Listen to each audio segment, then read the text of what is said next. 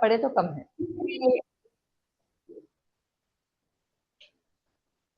Yes, so thank you so much. Yeah, yesterday we halted over here. So let's begin. Set camera is set proper. Because of the writing, maybe many of the students are skipping. Huh? लिखो लिखो. I'll go slowly. Don't worry. What about 120 questions? Today also I'm going to ask you all. देखो भाई, वालेकुम अस्सलाम. Pressure से नहीं, दिलचस्पी से पढ़िए. किसी भी चीज को जिंदगी में हासिल करने के लिए एंथुजियाज्म होना बहुत जरूरी है. ठीक है ना. कोई भी यहाँ पे प्रेशर नहीं डाल रहा है. जितना ज्यादा इंटरेस्ट लेके पढ़ेंगे उतना ज्यादा चीजों की समझ आपको अच्छी होगी. कोई प्रेशर नहीं है. वालेकुम अस्सलाम. The most important thing is interest please. ठीक है. नहीं है तो आज से गेयर अप कर लीजिए. इंटरेस्ट लाना शुरू कर दीजिए प्लीज. और जिन चीज में इंटरेस्ट नहीं हो करिए मत.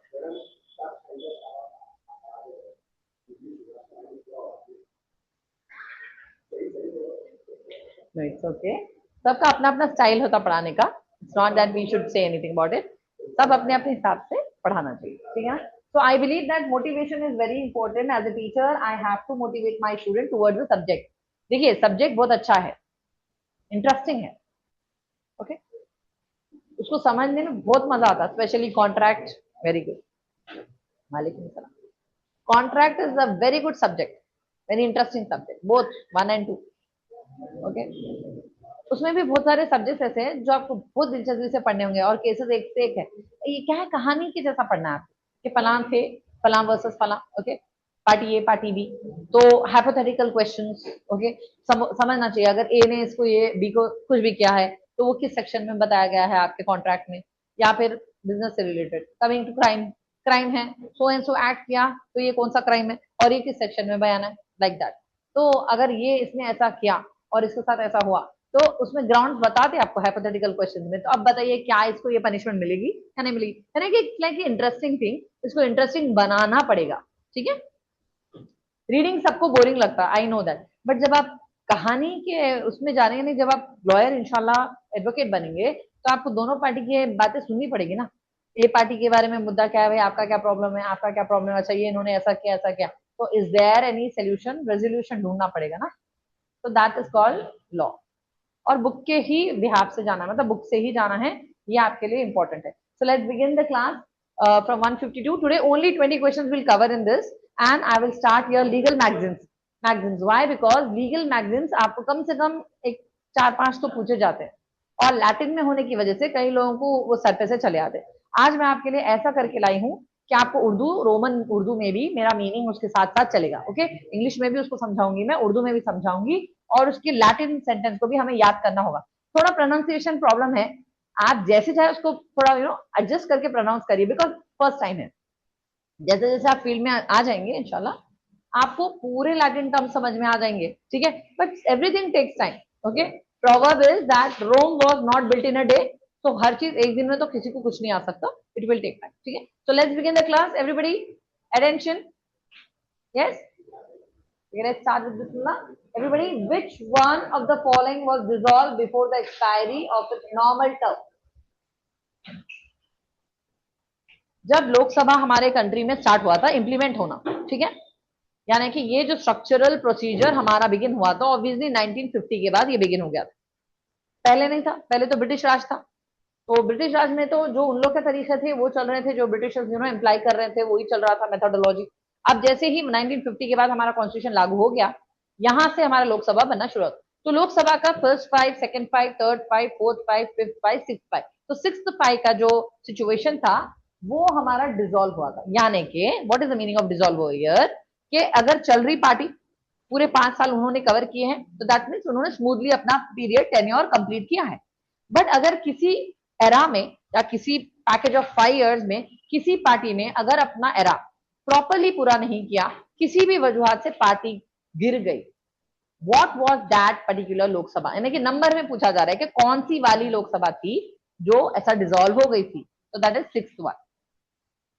आप एरा सोच सकते हैं 50 to 55, 55 to 60, 60 to 65 again, 65 to 70 again 70 to 75 was the fifth one, and 75 to 80th वाला जो पैकेज ऑफ 5 years था रूलिंग का, उस टाइम पे ये वो टाइम पे जो पार्टी रूल कर रही थी उनकी वो पार्टी डिसॉल्व हुई थी. So that was sixth Lok Sabha which got dissolved in the history of our country India. Okay, please note down. The sixth Lok Sabha was dissolved before the expiry of its normal 5-year term.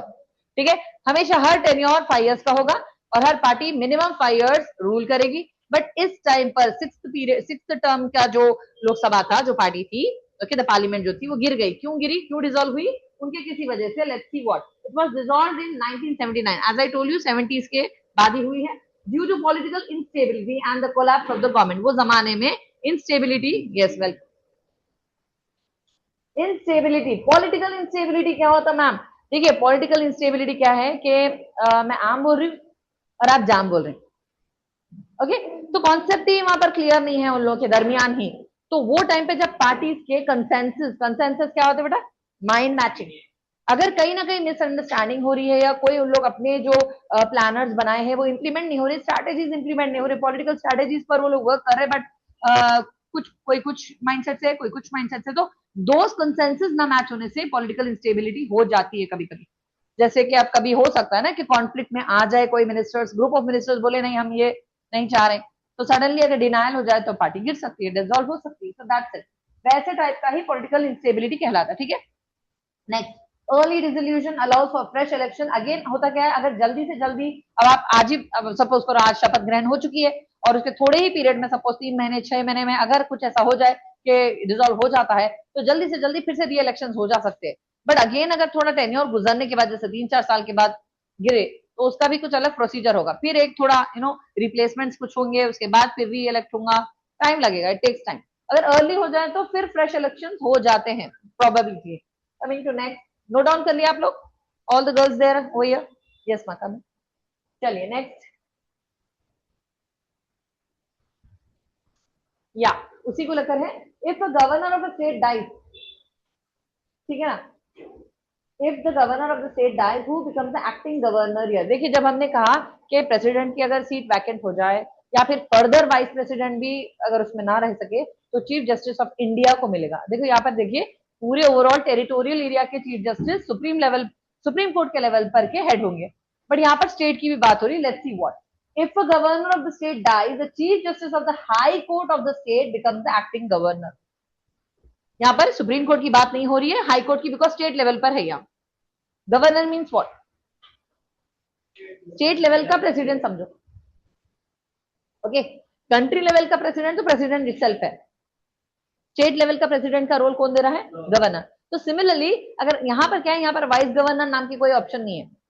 जैसे president के लिए vice president है, we don't have that designation here. तो जिस designation की lack है उसको कौन पूरा करेगा?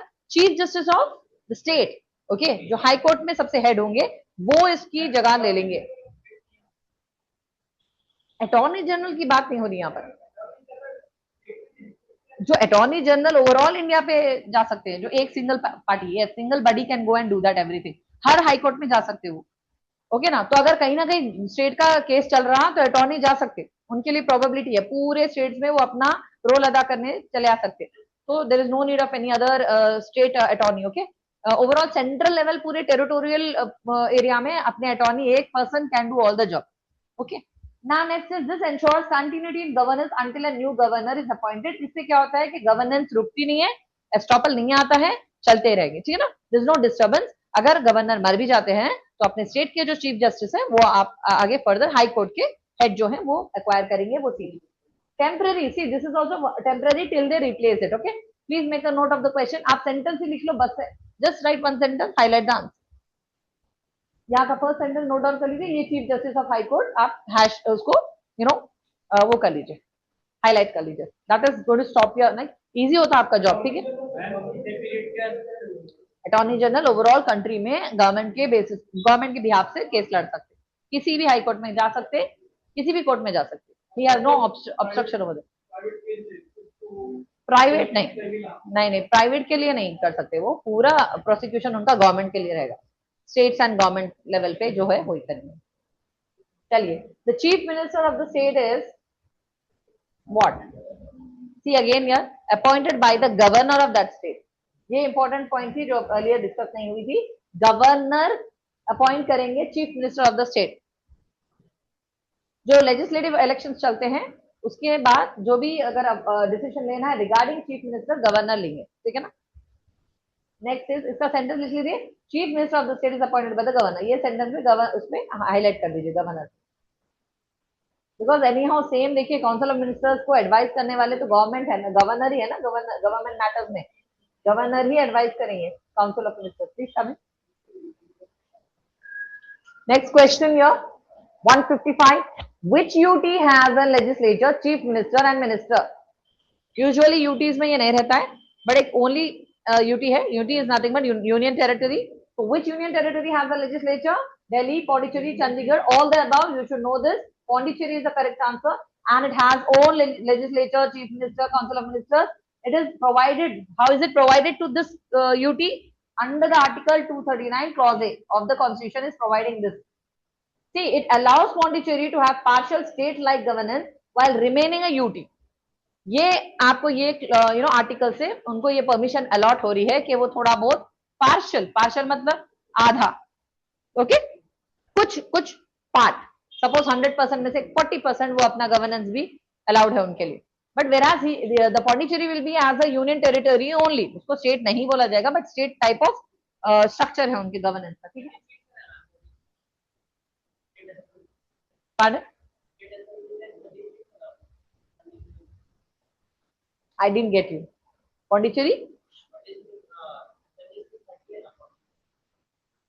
Pondicherry में असेंबली सीट्स पौंडीचेरी में क्यों? इंक्लूसिव है पौंडीचेरी क्योंकि उनका अपना लेजिस्लेचर है, बट ये क्लॉज के हिसाब से सिर्फ इनको परमिशन है और कोई यूटी को नहीं दिया गया। यू मीन टू से जो 30 सीट्स है उनमें इंक्लूसिव है क्या पूछ रहे? ऑफ कोर्स, बिकॉज इनके पास लेजिस्लेचर है, मिनिस्टर है, हो सकता है। Next is, the supreme court originally consisted of chief justice of India and not more than, कितने सारे जजेस हो सकते हैं? Let's see. Supreme Court originally consisted of a Chief Justice of India and not more than how many judges? Question is incomplete over here. And further, Chief Justice तो होंगे plus कितने judges रहेंगे? Okay, question is incomplete there. Now what are the options here? 7, 14, 18.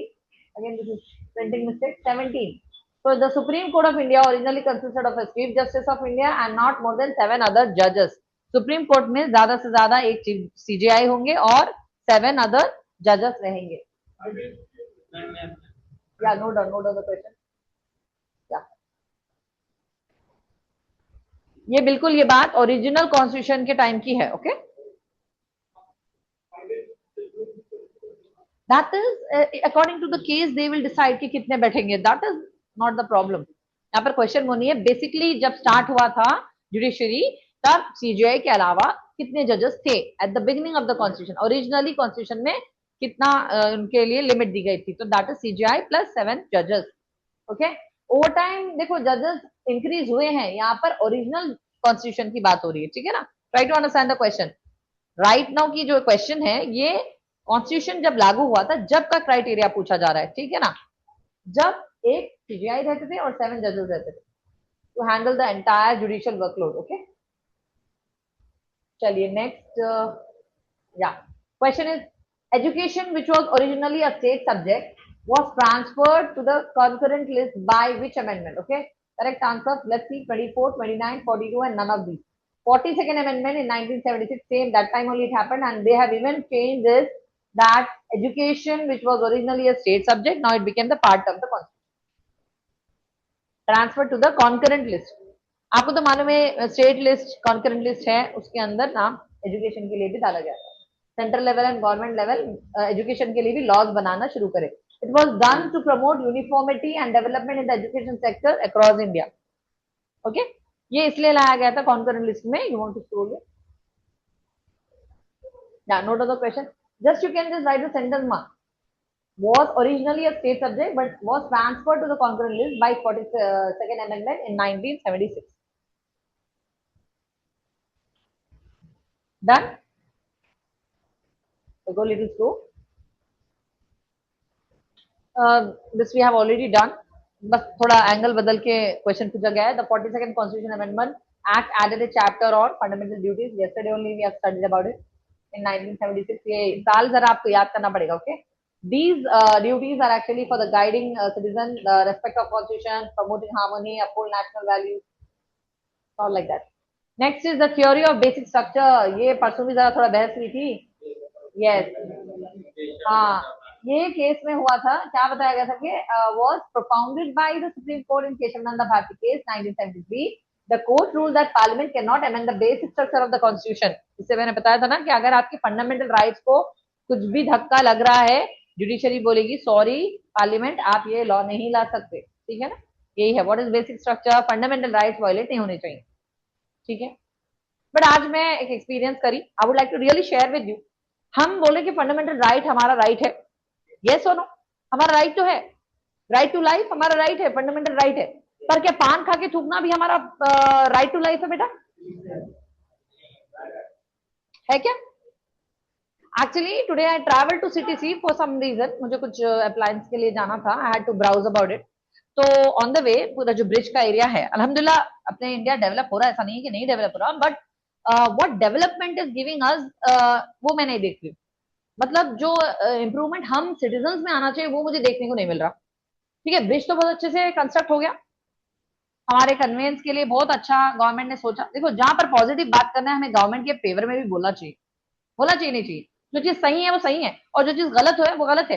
चाहे government गलत करे तो हम कैसा बोलते, ये नहीं हो रहा, ये नहीं हो रहा, ये सड़क ऐसी वैसा. तो हम इंसानों को भी जो हमारी तरफ से भी रॉन्ग हो रहा आइडेंटिफाई करना चाहिए. एम आई राइट और रॉन्ग? बोलिए. तो जो ब्रिज की रोड है, मैंने देखा कि जो डिवाइडर रोड है, जो डिवाइडर वॉल है, ओके, उसके ऊपर जहां से the bridge started from the till I got a U turn, मैं वहां से नोट करते आ रही हूँ कि पान की थूकी एक पैटर्न में थूकी हुई है, थूकी हुई है, थूकी हुई, पूरे चलते जा रहा है, चलते जा रहा है. तो आई टोल्ड कि अगर कोई फॉरेनर इंडिया आ जाए, ओके, अगर कोई फॉरेनर इंडिया आ जाए एंड चेकआउट करे कि भाई कैसा इनका इंफ्रास्ट्रक्चर है, तो जैसे वो नोट करेगा तो वो पूछेगा कि oh madam, is this a pattern? वाह, व्हाट ए पैटर्न. यानी कोई एक दीवार का कोई हिस्सा from the starting of the bridge till the end where I took a U turn, तब तक भी वो पान के थूकों का पैचेस कभी खत्म ही नहीं हुए. मतलब आई थॉट कि कोई एक डिवाइडर का कुछ हिस्सा बाकी रहेगा जहां डर्टी में रहेगा. मैंने नहीं देखा. मेरी आंख पूरी लगातार वो डिवाइडर पे चलती रही till the way I went of for U turn. And उसके बाद भी जब U turn divider was on the other way out, वहां पर भी वो पैटर्न चल रहा था. तो आप बताइए कि गवर्नमेंट आपके लिए सुविधा दे रहा है, ओके, उन्होंने ब्रिज बनाया है आपके लिए पूरे अच्छे, they are trying to do what they can. पहले तो वो लोग कर रहे हैं कम, जो भी कर रहे हैं वो भी थैंक यू बोलकर ग्रेटिट्यूड नहीं शो करते हमारे इंडियन सिटीजन. तो सिटीजन का भी प्रॉब्लम है यहाँ पर कि भाई आपका राइट टू लाइफ है बट राइट टू स्पीक नहीं है. राइट टू अंडरस्टैंड कि आपकी कंट्री में आपको राइट टू लिव दे रहे हैं, लिबर्टी अगर दे रहे हैं, तो लिबर्टी टू स्पीक नहीं है. तो ये कौन अवेयर करेंगे? ये बात पे बताइए. तो क्यों हमारे पार्लियामेंट ऐसे छोटे छोटे पॉइंट्स को भी लॉ नहीं बनाते? लॉ बनाना चाहिए कि थूकना मना है, कमिंग टू गार्बेज मना है, यूरिनेटिंग मना है. ये क्यों नहीं लाते? ये भी बहुत सारी इंपॉर्टेंट चीजें हैं जो we youth can get it. इंशाल्लाह आप लोग ला सकते हो. तो Assalamu देखिए alaikum, ma'am. Ma'am, excuse me. I'm sorry. There is one question related to this. Yes, Just wanted to know, it is showing that the court ruled that a parliament cannot amend the basic structure of the constitution. What does this mean, ma'am? Basic structure of the constitution means? I'll explain you what is Can you basic. give an example, ma'am, if चलिए possible? ठीक. या definitely I give you an example. Basic structure में देखिए जो 6 fundamental rights है आपके, okay, 6 fundamental rights है आपकी. फर्स्ट है आपकी right to life, personal liberty.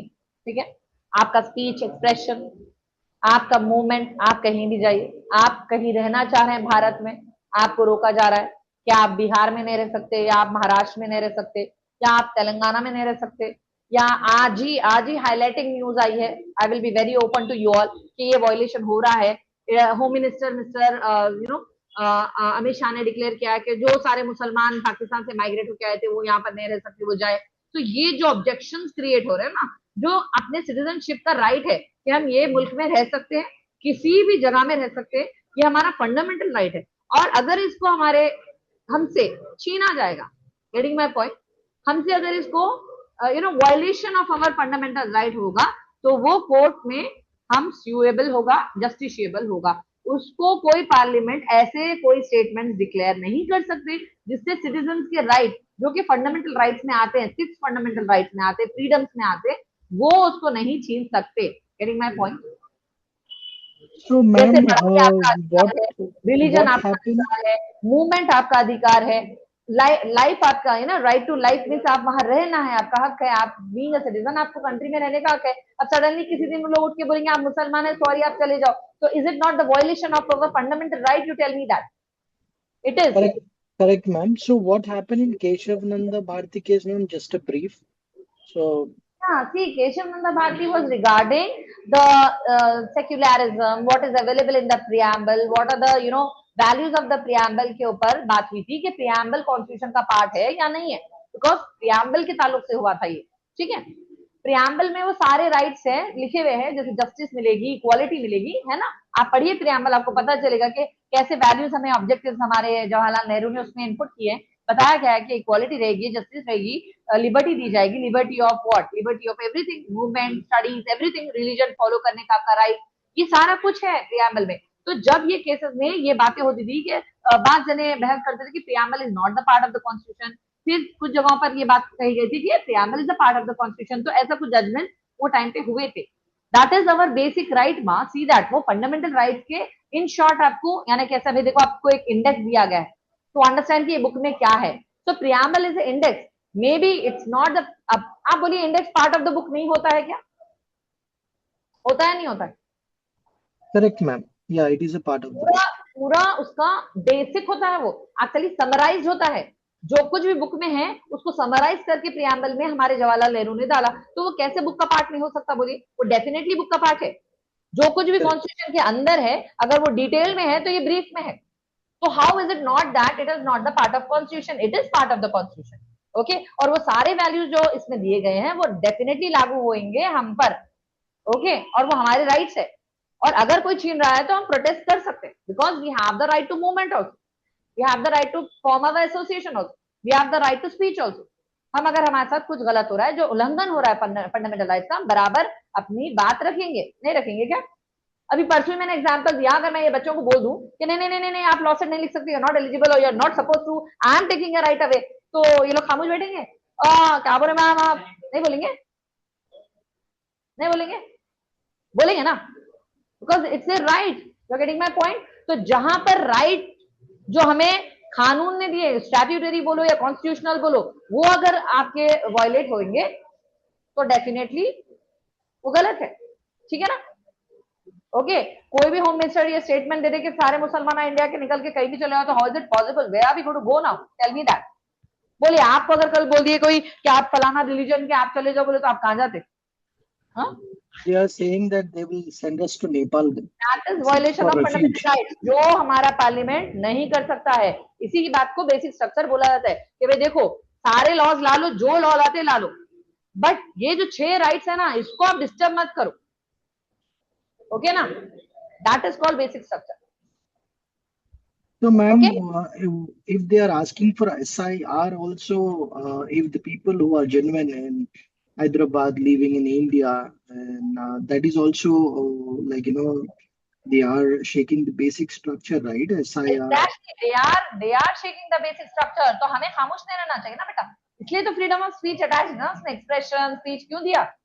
कि कल को आपके साथ कुछ गलत हो रहा है, कुछ उल्लंघन हो रहा है, आपके राइट्स को वायलेट किया जा रहा है, तो आप खामोश बैठे रहेंगे क्या? ये सोच के कि कॉन्स्टिट्यूशन में कुछ नहीं लिखा हुआ है तो हम खामोश बैठेंगे? इसीलिए कॉन्स्टिट्यूशन में फंडामेंटल राइट के तौर पे दिया गया है कि you have freedom to speak, to say, to express your views. Otherwise अगर वो नहीं होता तो आप कैसा खड़े रहेंगे? बोलो, अगर आपके साथ जुल्म भी हो रहा था, आप खामोश बैठा पड़ेगा? नहीं बैठना है, ये एक्चुअली कॉन्स्टिट्यूशन बोल रहा है। ठीक है ना? Try to understand the structure. चलिए, Okay, so thank this you. theory of the basic structure of the constitution was propounded by the Supreme Court in Keshav Nanda Bharati, and this ensured that core principles like democracy, secularism and other fundamental rights remain inviolable, नहीं void किए जाएंगे। हमारा पूरा अधिकार है कि हम देश में रहे, पूरा अधिकार है कि हमारे फोर फादर्स यहाँ पे पैदा हुए, हमारा पूरा राइट है, हम मुस्लिम रहो, सिख रहो, ईसाई रहो, हम यहाँ रहेंगे किसी भी कीमत पर। ओके ना? That's the fundamental right. And ये सारे कोर प्रिंसिपल्स ऑलरेडी आपके प्रियम्बल में है बेटा। ठीक है ना? आप जब प्रियाम्बल को डिटेल में पढ़ेंगे तभी ये बात केशव नंदा भारती में कहेंगे preamble is a part of constitution, ठीक है ना। और सारा कुछ उसमें ब्रीफली लिखा गया है as an index, like a preface, ठीक है ना। Try to understand constitution. चलिए 160th year, 31st amendment act 1973 raise the total strength of Lok Sabha to. पहले जो लोकसभा का ओरिजिनली हुआ करता था और बाद में इसको बढ़ाकर 545 मेंबर्स डाल दिए गए, ठीक है ना। Note down this write a sentence. The 31st Amendment Act 1973 raised the total strength of Lok Sabha to 545 members. पहले देखिए 543 होते थे, बाद में 2 नॉमिनेटेड मेंबर्स होते थे एंग्लो इंडियन कमेटी के, and that is totally 545 add हुआ उसका। Please make a note, I will wait for a minute. See आपके नोट सर आके चेक करेंगे, that is for sure, so please make sure you are writing everything.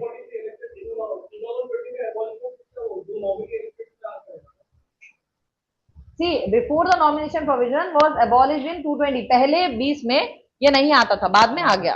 Okay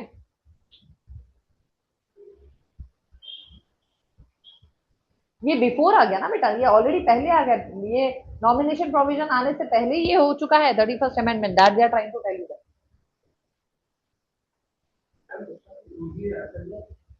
Pardon? Answer? Which question you want, ma? Number बोलिए। Done?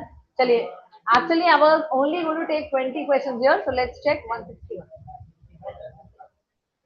We started from 152, right? So today only 20 questions in this because I want to teach you legal magazines, which are very important according to my knowledge कि आप लोगों को पूछा जाएगा, और थोड़ा समझने के लिए लैटिन भी समझना पड़ेगा। चलिए, the interstate council with advice upon dispute between the states can be appointed by interstate council। देखिए यहाँ पे थोड़ा काउंसिल वर्ड को समझने की कोशिश करें। काउंसिल मीन्स किसी के दरमियान बातचीत कराना, आर्बिट्रेशन बोल सकते हैं, या काउंसलिंग, यानी कि किसी भी मुद्दे का इंटर स्टेट मतलब स्टेट के विद इन ही बैठकर कोई चीज का सोल्यूशन करना है, ठीक है। तो हमारे किसने ये एडवाइस जारी की थी? मिस्टर प्रेसिडेंट ने कहा था कि the inter state council which advises upon dispute between the state can be appointed by the president of India and it is given in article 263 of the constitution. President council बिठा सकते हैं, inter state mean state के with in, किसी भी dispute का, state से related है, state मतलब स्टेट में भी गवर्नमेंट की, ओके। स्टेट बोले तो कहीं आउट ऑफ द बॉक्स नहीं है, गवर्नमेंट की बात हो रही है यहाँ पर, गवर्नमेंट के हिस्से रहेंगे बट स्टेट लेवल के हिस्से, सेंट्रल लेवल के नहीं। तो स्टेट लेवल के हिस्सों के लिए भी काउंसिल बिठा सकते हैं हमारे प्रेसिडेंट, ये इनको अथॉरिटी कॉन्स्टिट्यूशन दे रहा 263 सेक्शन के द्वारा, ठीक है। और वो चाहे तो प्रमोट कर सकते हैं coordination cooperation between union and state, union होगा सेंट्रल लेवल, स्टेट होगा स्टेट लेवल। तो ये दोनों में अगर कोई फाइट हो जाती है, सेंट्रल एंड स्टेट के दरमियान कुछ मुठभेड़ हो जाती है या कोई मिसअंडरस्टैंडिंग हो जाती है, जो भी जंग है वो जंग को सॉल्व करेंगे प्रेसिडेंट काउंसिल बिठाकर, इंटर स्टेट मतलब स्टेट के with in he. Note on the article also, 263 is given to the president to solve the problem within the state. The committee on whose recommendation Panchayati Raj was introduced. Now this is something out of the box question. ऐसे ऐसे आ जाएंगे please, इसलिए बता रही हूँ मैं आपको, जरा जी के बोले तो वास्ट है बेटा, जितना भी पढ़े कम है, as I am telling you from early day. That committee on whose recommendation, committee किसकी थी जिसके recommendation से पंचायत राज इंट्रोड्यूस हुआ था कंट्री में, ये बहुत पुरानी बात है, कदीम 1957 की बात है। बलवंत राज Mehta is the one whose committee was the one committee which introduced this Panchayati Raj concept in the country. Okay, 1957 के बलवंत राज मेहता ने ये कमेटी बनाई थी जिसने रेकमेंड किया पंचायती राज सिस्टम को, ठीक है।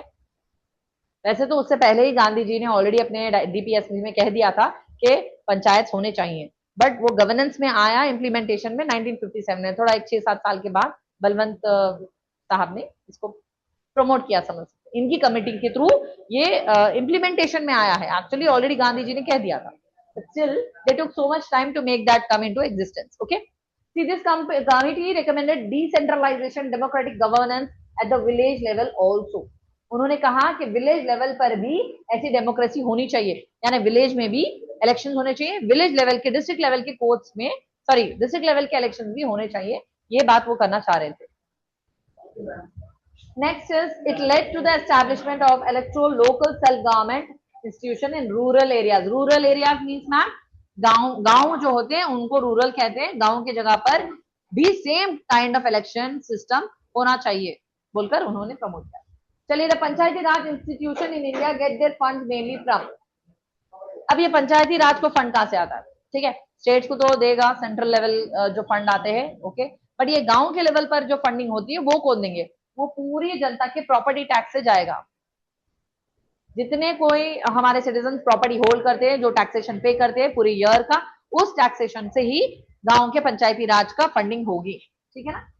So we can make a note here that all the grants in aid from union and states, taxes, fees, fines like property tax, water tax, market fees, income generating activities, all these stuff together will provide the fund to the rural area panchayati raj. Copy. Only one sentence is enough, ma. Please make sure I'm explaining, but you just make a note of only one sentence. Just write in short that the panchayati raj institution in India gets their funds from property tax. If you want to write little more, just write taxes, fees, fines also. कोई भी word आया तो आपको टिक करना है, property tax is compulsory है, ठीक है। चलिए, या which of the following states was the first to establish the new panchayati raj institution? The first state who started this panchayati rule was Rajasthan. आज भी आपको थोड़ा ज्यादा ही वहां पे रूरल लाइफ ज्यादा देखने को मिलेगी, कल्चरली भी वो ज्यादा वैसी है पुराने स्टाइल में।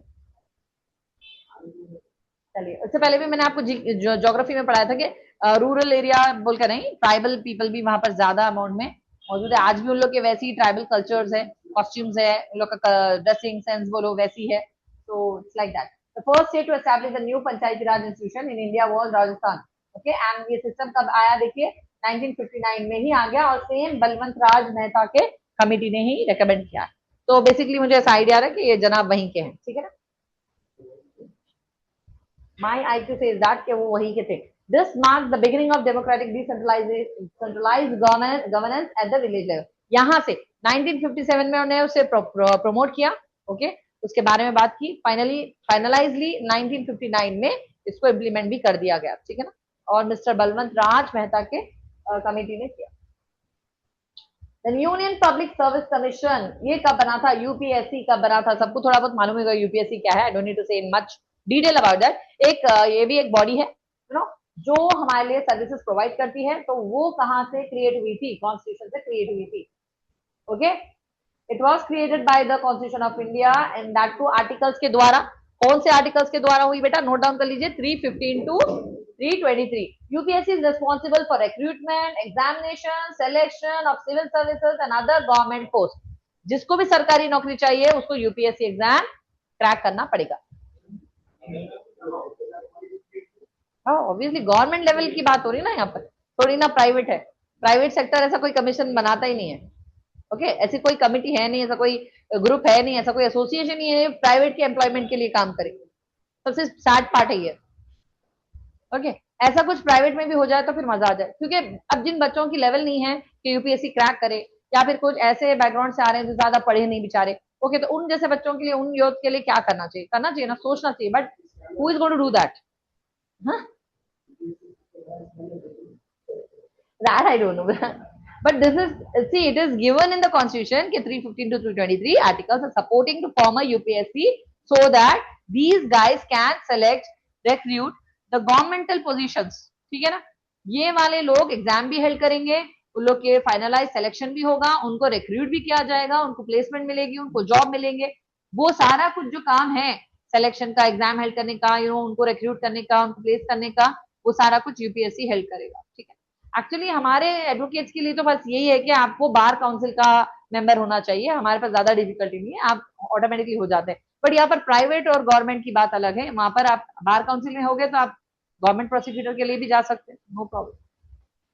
बट अगेन सिर्फ आपको उसी पर स्टिक होकर रहना पड़ेगा। आप सिर्फ गवर्नमेंट के केसेस ही ले सकते, प्राइवेट लेवल पे कुछ भी नहीं कर सकते, वो भी एक क्लॉज आ जाता, ठीक है ना। तो आप सोच समझ के डिसीजन लेना बेटा। चलिए 166 here for you. Which of the following states had no Panchayat Raj institution at all अभी तक? That is none other than Nagaland. Yes, Nagaland is a state still which doesn't have this rural Panchayati Raj system over here. Instead, local governance in Nagaland is managed through the traditional village councils and customary laws. यानी अभी भी नागालैंड में खाली वो जमाने के पुराने cultural loss चलते हैं।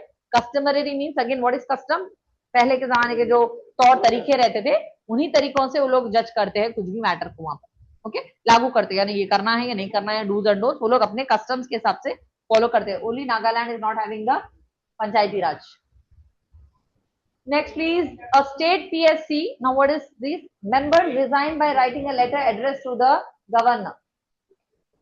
स्टेट पब्लिक सर्वेंट, अब देखो अगर कोई स्टेट लेवल का कोई गवर्नमेंट सर्वेंट है, स्टेट लेवल का, सेंट्रल लेवल का नहीं, सेंट्रल लेवल के भी गवर्नमेंट सर्वेंट्स होते, जैसे कि एनआईआरडी है, ऐसे कोई बहुत सारे कंपनीज है जो स्टेट सेंट्रल लेवल की गवर्नमेंट कंपनीज का तो बात अलग है। अभी यहाँ पर स्टेट लेवल की गवर्नमेंट कंपनीज का कोई सर्विसमैन है, कोई कर रहा है काम, तो वो कैसे रिजाइन करेगा, किसको लिखेगा? See that the state service candidate और commission member resign by writing a letter to the governor of the state. ठीक है, सपोज करो मैं स्टेट लेवल की कोई काम करने वाली हूँ, ठीक है, स्टेट गवर्नमेंट कंपनी में मेरी नौकरी है और मुझे रिजाइन करना है। सिंपल है, मैं गवर्नर को लेटर लिख दूंगी स्टेट के कि sir so and so reason की वजह से मैं यहाँ से रिजाइन हो रही हूँ, that's it. So this is it. The member of the State Public Service Commission resigns by writing a letter addressed to the governor of the state. The resignation becomes effective once the governor accepts it. अगर वो accept ना करे तो ma'am resignation cancel. Okay, logically. This ensure formal and constitutional procedure of vacating the office. जब तक के governor accent ना दे कि अच्छी बात है आपकी जगह खाली होगी और दूसरा कोई पर्सन उस पर असाइन होगा, तब तक आप उस सीट को नहीं खाली कर सकते, आप एबसेंट नहीं हो सकते, आपको मेंटेन करना पड़ेगा जब तक के एसेंट उन्होंने नहीं देते। उनके देने के बाद ही आप वहां से वैकेंट होंगे, उनका डेट फिक्स होगा कि सो डेट पे आप खारिज हो सकते हैं। Other than that you have to wait for his decision. अगर वो नहीं भी साइन कर रहे हैं तो no way, you can not go off the job, आप जॉब नहीं छोड़ सकते। ऐसा तो वैसे नहीं होगा मेरे ख्याल से, रहो तो नहीं बोलते, जाओ जाओ ही बोलते। Let's see this, the UPSC consist of a chairman and what? Chairman तो है, ये देखिए यूपीएससी एक कमीशन है, एज आई टोल्ड यू, ये लोग एग्जाम हेल्प करते हैं, रिक्रूट करते हैं, सिलेक्शन करते हैं, इनका जॉब ये है। उसके बाद व्हाट, इनके साथ कितने लोग रहते हैं? चेयरमैन तो होगा, उसके साथ और मेंबर्स कितने होंगे? वो ऑप्शन है 8, 11, 6 इंडेफिनिट मेंबर्स। इंडेफिनिट तो सवाल ही पैदा नहीं होता, फिक्स नंबर ऑफ पीपल है, दैट इज 8 अदर मेंबर्स। ठीक है ना? Over time the number of members has been increase. At the start ये 8 थे, ठीक है, जब स्टार्ट हुआ था, कॉन्स्टिट्यूशन लागू हुआ था, जब ये 80 थे। ओके, अभी थोड़ा इंक्रीज हुए हैं क्वांटिटी में, that is not the question. अभी राइट नाउ की बात नहीं हो रही है। अर्लियर चेयरमैन के अलावा 8 मेंबर्स रहते थे। We need to browse it, I check it and let you, ठीक है ना? The members are appointed by the president itself. Again यहाँ पर भी यूपीएससी के भी मेंबर्स को प्रेसिडेंट ही असेंट दे रहे हैं, ठीक है ना? ये भी नोट करिए, यूपीएससी के जो भी सेलेक्ट हो रहे हैं उनके साथ भी प्रेसिडेंट की असेंट मिल रही है, ठीक है, सिग्नेचर हो रहा है प्रेसिडेंट का। Which one of the following persons is regarded as the father of political science? ये तो सबको मालूम है, yes, बोलने की जरूरत नहीं, but A कैपिटल ने लिखा है, being an English teacher I'll object it. A should be capital in the proper noun, ठीक है ना?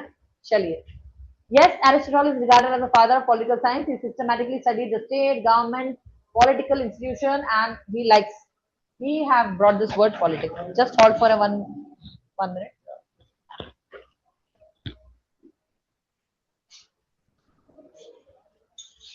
Can make a note till then.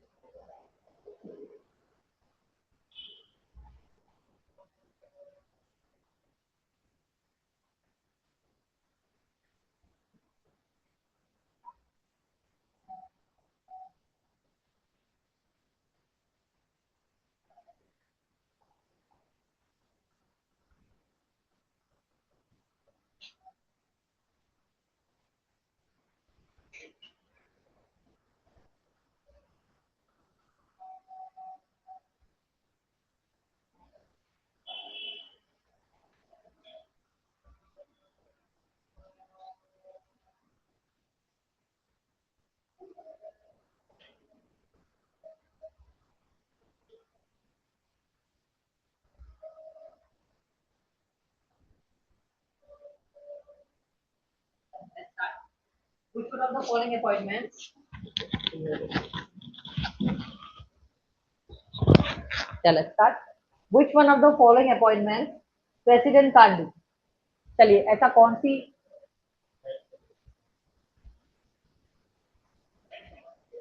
I don't think so. This is wrong. ये कुछ mistake हुई है। प्रेसिडेंट तो इलेक्ट ही करते हैं, वाइस प्रेसिडेंट को समथिंग ब्लंडर हुई है। No no no, That is a wrong question. I must say that because president he select करते बेटा, vice president ही select करते. There's no other option. President नहीं करते कैसा हो सकता? करते.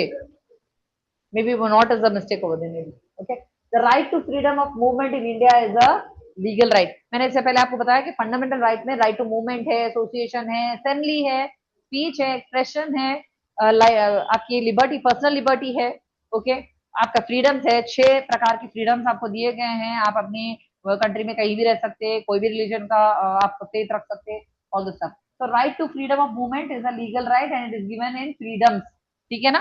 फ्रीडम्स, 9 फ्रीडम में से एक फ्रीडम है ये, जो 19 आर्टिकल में रहेगा. First one, that is first clause D1. ठीक है, कि आपको किसी भी एरिया में इंडिया के घूमने फ्रीली मिलेगा. This right allow citizen to move freely throughout the territory of India subject to reasonable restriction. हाँ, subject to reasonable restriction emergency के केस में आती है. मैंने आपको इससे पहले पढ़ा दिया कि अगर इनकेस इमरजेंसी है वो रीजनेबल रेस्ट्रिक्शन में आएगी. तब जैसे ही ऐसा आ जाए आप समझ जाना कि 19 को भूल जाना है थोड़ी दिन. ठीक है, और चले. I need to verify. चलिए, which one of the following countries has presidential form of government? जिसमें president का ज्यादा. Yes. So it is none other than USA. USA has a presidential form of government. Yes, in this system, the president is both the head of the state as well as head of the government also. यहाँ पर head of the state भी अपने उनके president कहलाते हैं, head of the government is also president only. The executive is separate from legislature and is not responsible for it.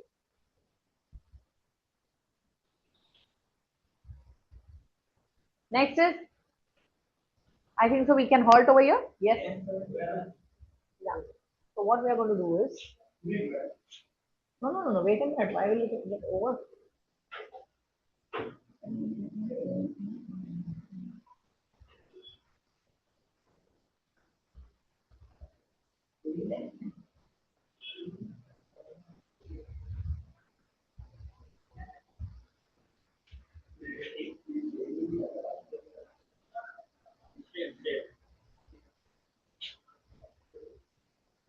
Why is it not giving me that? No. I just want the page actually. I need to stop share. Then again, or this share.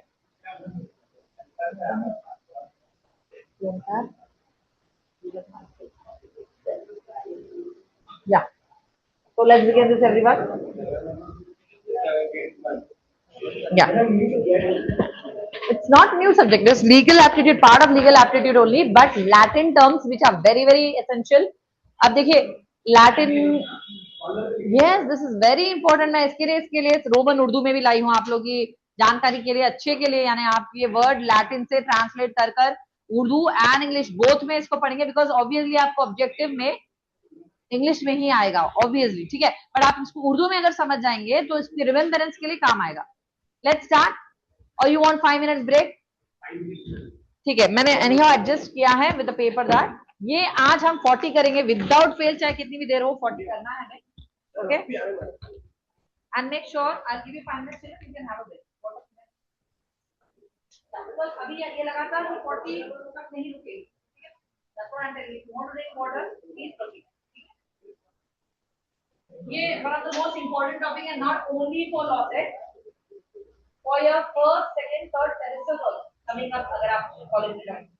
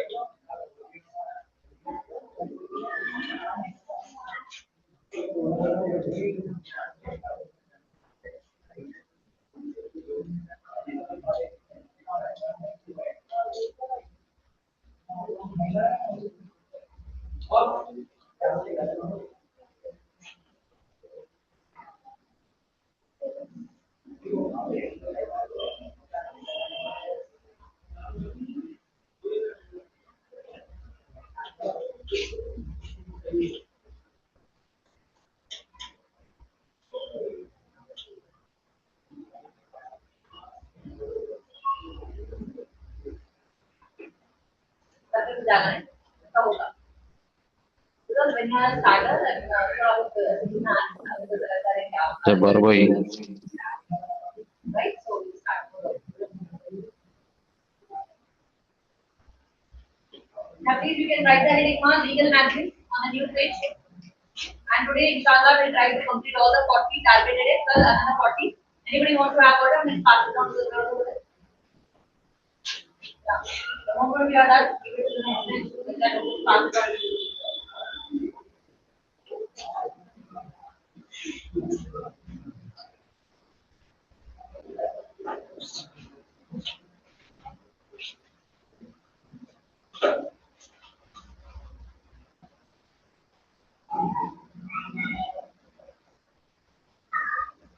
Mindset रखेंगे 9:50 तक होगा.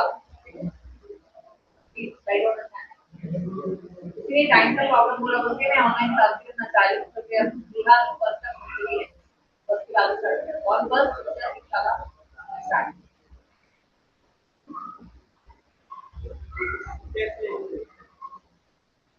अभी ये थ्रोड आपको एक साल 1.5 साल पढ़ना है. देखिए आप अभी से जरा कंसंट्रेशन से सुन लीजिए. Because I am not telling कि मैं बहुत अच्छी टीचर हूँ, बट इंशाल्लाह अगर आपके टीचर्स जो भी मिलेंगे बेहतर ही मिलेंगे, बट थोड़ा बहुत मुझसे अगर आप पढ़ लेंगे तो शायद मैं याद रखेंगे, ऐसा मुझे कुछ बिलीव है. थोड़ा सिक्स सेंस बोल रही है कि आपके भले के लिए मैं ये सब कुछ बना के ला रही हूँ, आपके अपने अच्छे के लिए. ठीक है ना? So he is on the way. Yeah please students join us fast. चलिए, सी लीगल मैगजीन्स बहुत जरूरी पार्ट है आपके लीगल फील्ड में. Okay, I know it is Latin, but आपको पढ़ना ही पड़ेगा. This no other option than that. ठीक है, इसको धीरे धीरे समझते जाएंगे, कोई जल्दी नहीं हमें, बट समझना पूरी गहराई से. That is a challenge. Okay, ready? English and Urdu both the language I am going to teach, so that आपको ये दिमाग में बैठ जाए कि ये पर्टिकुलर लैटिन, आपको पूरा फ्रेज लिखना है बेटा. ठीक है, पूरा लैटिन मैगजीन लिखकर, ओके, लीगल मैगजीन, आपको उसके नीचे दोनों इंग्लिश में भी उर्दू में कॉपी करना है. थोड़ा आपको ज्यादा राइटिंग वर्क है, सो बी फास्ट. ओके, इसलिए थोड़ा मैंने इसका फॉन्ट थोड़ा बड़े साइज का रखा है, दूर से भी बच्चे इसको आराम से देख सके. अगर बोले तो मैं इसको प्लस में डाल देती हूँ. ठीक है, थोड़ा माइनस कर लो. या दैट्स व्हाट. चलिए, here we go. First magazine here on your screen. The magazine Axis non-passive reum nisi mensitria. I repeat, जरा प्रोनाउंसिएशन में थोड़ा टाइम लगा. वो आपको टंग ट्विस्टर्स पढ़ाते थे ना English teachers, P P P P P P alliteration, वैसा टाइप का कुछ दिखेगा आपको, बट ये है नहीं वैसा. ये लैटिन सेंटेंस है जिसको आपको थोड़ा बोलते बोलते प्रैक्टिस करना है. ठीक है, I repeat, actus non facit reum nisi mens sit rea. Ma'am इसका मीनिंग क्या है? हम ऑप्शंस पढ़ेंगे. अब आप प्लीज आंसर पे मत जाओ क्योंकि आपको समझना है पहले. Act without law. Act does not make a person guilty unless mind is guilty. Law punishes everyone. Court decides intention. देखिए, अगर आप लैटिन वर्ड को जाएंगे तो एक्टर्स मीन्स कोई एक्शन, सलमान खान का एक्शन. ओके, ऐसा याद रखेंगे, एक्शन होना चाहिए. ओके, बट क्या action non passive. Non passive मतलब यानी आपका दिमाग नहीं बोल रहा था ये काम करने के लिए. ओके, भाई एक लकड़ारा है, ठीक है, वो झाड़ पर काट रहा है ना कि he is trying to break the tree, तो वो लकड़ी मार रहा है. छोटी सी बात जाकर किसी को आजू बाजू वाला जो गुजरा था उस पर लग गई, जाकर वो मर गया बेचारा.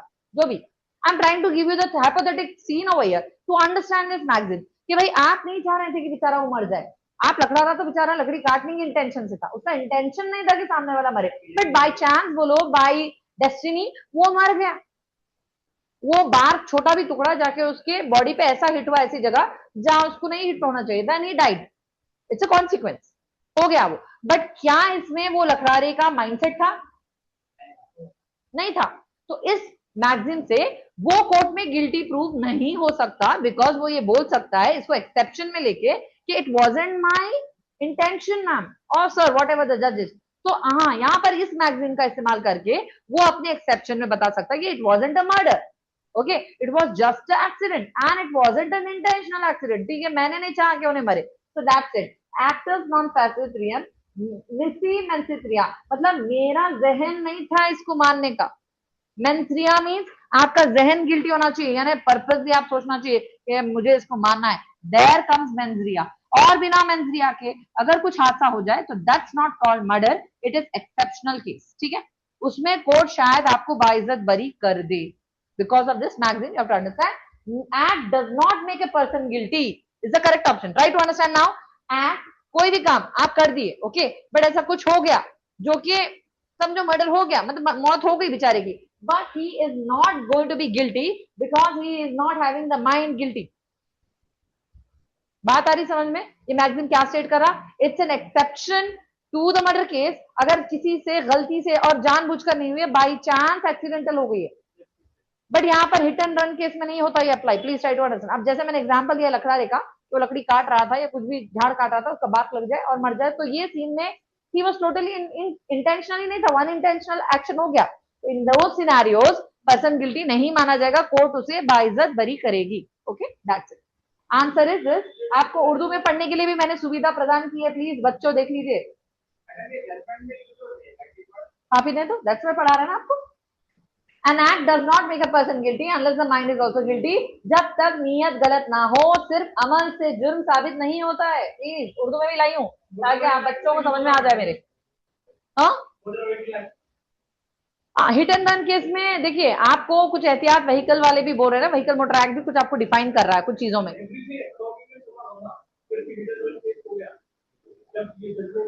रन नहीं होना है, अगर हिट करा है he should stand there, wait there, consequence को फेस करना। अगर वो रन कर रहा है तो obviously he is trying to show कि उन्हें गिल्टी है। अगर कोई गिल्टी नहीं है, बाई देखो एक्सीडेंटल हो रहा है तो वो खड़ेगा ना वहां पे, नहीं खड़ेगा क्या? अगर उसका इंटेंशन नहीं है तो ही विल स्टैंड देयर ना, बाई मिस्टेक हुआ है भाई, इंटेंशन नहीं था, तो आप डरेंगे क्यों? और अगर जो डर के चला जाए उसके लिए क्या परसेप्शन आएगा, बताइए भाई आपसे हिट हो गया, ठीक है, बट आप गिल्टी फील कर रहे हैं कि भाई मिस्टेक हुआ भाई, तो आप वहां खड़ेंगे ना, भाई जो भी होगा फेस करूंगा मैं, करेंगे नहीं करेंगे? या मार के चलेंगे बेचारा मर जाए पड़ जाए, नो वे ना। एक वहां पे कुछ ह्यूमैनिटी क्राइटेरिया है ना आपके जहन में। अगर आप गिल्टी नहीं है, अगर थोड़ी बहुत के लिए मिस्टेक भी हो रही है तो you will stand there, you will not run. तो हिट एंड रन के लिए आपको 10 साल जेल है, हिट एंड स्टैंड के लिए नहीं है वहां पे। Try to understand that.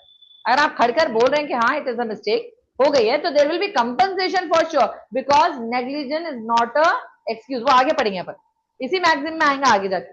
चलिए next is, please understand this magazine, ignorantia juris non excusat means क्या होता है? ये फिर से रिपीट कर रही हूं मैं आपके लिए। Ignorance of law is no excuse। उसी का यही आ गया भाई, आपको नेग्लिजेंटली राइड नहीं करना है, ठीक है। अगर आप अपनी मनमानी करके राइड कर रहे हैं, स्पीड ज्यादा हो जा रही है, रडार के बियॉन्ड हो जा रही है, तो ऑब्वियसली आप ऐसा कॉन्सिक्वेंस होगा ही ना। तो आपको केयरफुल राइड करना है, ये आपका एटमोस्ट इंपॉर्टेंट कॉन्शियस होना चाहिए कि मैं गाड़ी चला रहा हूँ, मुझे तीन तरफ तो देखना है, पीछे छोड़ दो, तीन तरफ भी देखना है, रेयर मिरर में से भी देखना है। तो ये आपका जब एक सिस्टमैटिक लॉ है कि आप जब चला रहे तो केयरफुल चलाइए, ठीक है। अगर आप नेग्लिजेंटली राइड करेंगे तो ऑब्वियसली एक्सीडेंट होगा। तो जो कर रहे हैं उन लोगों के लिए एक्सक्यूज नहीं देता है कोर्ट, ठीक है।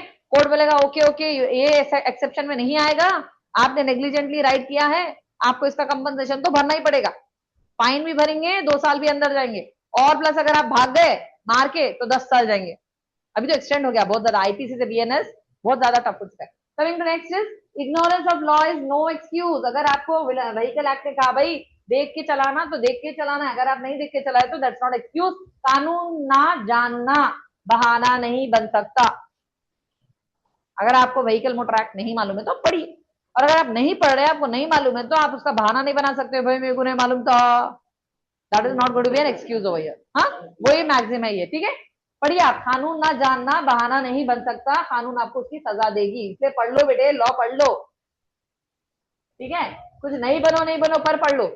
चलिए, उबी जुस इबी रेमिडियम, देखिए ये भी क्या है, पनिशमेंट की बात हो रही है यहाँ पर, देखिए every right has a remedy. चलिए अब इसको कैसे समझिए मैम, एक एग्जांपल देखिए, where there is a legal right, जहां पर आपका लीगल राइट है वहां पर रेमेडी है। रेमेडी क्या मैम? जैसे आपको फंडामेंटल राइट्स में मैंने बताया कॉन्स्टिट्यूशनल रेमेडीज है, वो आपका लीगल राइट है, ठीक है। जहां पर भी आपका लीगल राइट है वो आपके बतौर रेमेडी है, ठीक है। आपके लीगल राइट के लिए आप आराम से बात कर सकते हैं ना, रेस्ट्रिक्शन है क्या? No, it is a remedy. उल्टा आपकी लीगल राइट एक रेमेडी के तौर पर बिहेव करेगी, वो बोलना चाह रहे हैं, ठीक है। Every right has a remedy. Please आप लोग को ये लैटिन भी लिखना है प्लीज, ओके। उबी जुस इबी रेमेडियम, मीन्स आप रेमेडी का रेमी याद रख लीजिए, आपको ये रेमी वर्ड से याद रहेगा, every right has a remy remedy.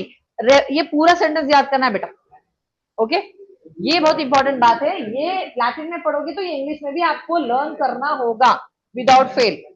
Remembrance is very important. चलिए इसका उर्दू में बात करते हैं, क्या है देखिए, जहां हक हो वहां उसका इलाज भी होता है। ओके इसका टोटल ट्रांसलेशन इन उर्दू है, उर्दू में समझिए, जहां हक हो वहां उसका इलाज भी होता है। अगर हक नहीं है तो कुछ भी नहीं बोल सकते आप, खामोश बैठना पड़ेगा, बट जहां हक है वहां आप बोल सकते, ठीक है वही बात हो रही है यहाँ पर। जहां आपका लीगल राइट है वो आपका एज अ रेमेडी एक्ट करेगा, बट जहां आपका लीगल राइट नहीं है वहां आप बात ही नहीं कर सकते, सिंपल इज दैट, ठीक है। Okay, fine. Please, children, if you note down the points along with me, it will be very good for you. देखिए, लीगल लैटिन को भी थोड़ा थोड़ा अपने हिसाब से अपन निमोनिकली पढ़ेंगे, ठीक है। उबी बोले तो एवरी समझ लीजिए, ठीक है। जुज यानी जस्टिस, जस्टिस का हाफ कर दिए, JUS कर दीजिए। जस्टिस क्या है भाई, आपका अधिकार, ठीक है। एवरी राइट, उबी जुज मीन्स एवरी जस्टिस, जस्टिस क्या है, आपके अधिकार, आपके राइट्स, ओके। उबी जुज इब्बी रेमेडियम, जहां जहां आपके राइट्स है वहां वहां रेमेडी है, समझो ऐसी बात। जो भी आपका लीगल राइट है वो आपका रेमेडी भी एक्ट करेगा, मतलब वहां इलाज है। आप जाके पूछ सकते भाई देखो राइट टू लाइफ है मेरा, ठीक है, और मेरा कोई वायलेट करे तो मैं जाके पूछ सक रही हूँ ना, है नहीं है रेमेडी मेरे साथ। अगर कोई बोले मेरे को वोट नहीं देना तो मैं पूछ सकती हूँ ना। अभी जब होम मिनिस्टर बोल रहे हैं कि हम मुसलमान नहीं रह सकते तो ये हमारा लीगल राइट है, हम बोल सकते हैं ना, खामोश बैठने वाले अपन सब चले जाएंगे। कौन से कंट्री जाएंगे बोलो, पहले डिसाइड करना पड़ेगा ना। अब उन्हें जाओ बोले तो जाने वाले है ना, अपन लीगल राइट है हमारा, तो हमारा रेमेडी भी है ना, नहीं है हमारा रेमेडी, हमें हमारी रेमेडी खुद ढूंढनी पड़ेगी, हमें अपनी रेमेडी को खुद हासिल करना पड़ेगा। चलिए ये तो आप लोग समझ में आ गया, जहां कानून आपको अधिकार दे रहा है, जहां हक हो वहां उसका इलाज भी होगा। Next, res ipsa loquitur. Ma'am ये वर्ड तो पूरा ऊपर से जा रहा है, रेस्ट इप्सा लुक्यूटर मींस क्या होता है मैम, पढ़ेंगे options. Facts are hidden, the thing speaks for itself, evidence must be written, court speaks truth, क्या होगा बोलिए, रेस्ट इप्सा। क्या समझ में आ रहा, कुछ निमोनिक आ रहा आप लोगों को, कुछ भी सिमिलर नहीं आ रहा या दैट्स द प्रॉब्लम हियर। अब इप्सा क्या होगा सोचो आप लोग, लेट्स सी दिस। चलिए, the thing speaks for itself, जो चीज है वो खुद अपना हक बयां करेगी, अपनी बात बयां करेगी, ठीक है ना। Let's see in Urdu what it is stated, please make a note, the facts themselves show, हालात खुद ही गलती को बयान कर देते हैं। अगर कोई गलती हो गई है तो आपके फैक्ट्स जो है वो ऑटोमेटिकली आप सही रास्ते पे है या गलत रास्ते पे है, वो बयान आपके फैक्ट्स को देखकर हो जाएगा। I will definitely. चलिए कॉपी डाउन कर लिए, रेस्ट इट्स अ रिफ्यूटर, ठीक है। आपके फैक्ट्स केस के ही आपके आप हक के रास्ते है या गलत रास्ते पे बयान हो जाएंगे। आपके केस के फैक्ट्स जब पढ़ेंगे तभी समझ में आता कि भाई आप सही बोल रहे हैं या गलत बोल रहे हैं। समझ में आ रही बात यहाँ पर, प्लीज। आई नो थोड़ा लैटिन और वो एक साथ कोऑर्डिनेट नहीं हो रहे, उसके स्पेलिंग्स कुछ और है, इसके स्पेलिंग कुछ और है, बट आपको लर्न करना है, there is no other option.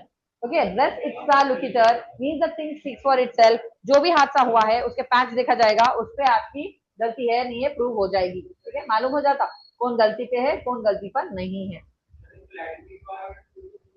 हाँ ये तो बहुत अच्छा क्वेश्चन है, हम भी जब बोले थे ये कहीं को आया बोल के पढ़ना पड़ता, कोई ऑप्शन नहीं।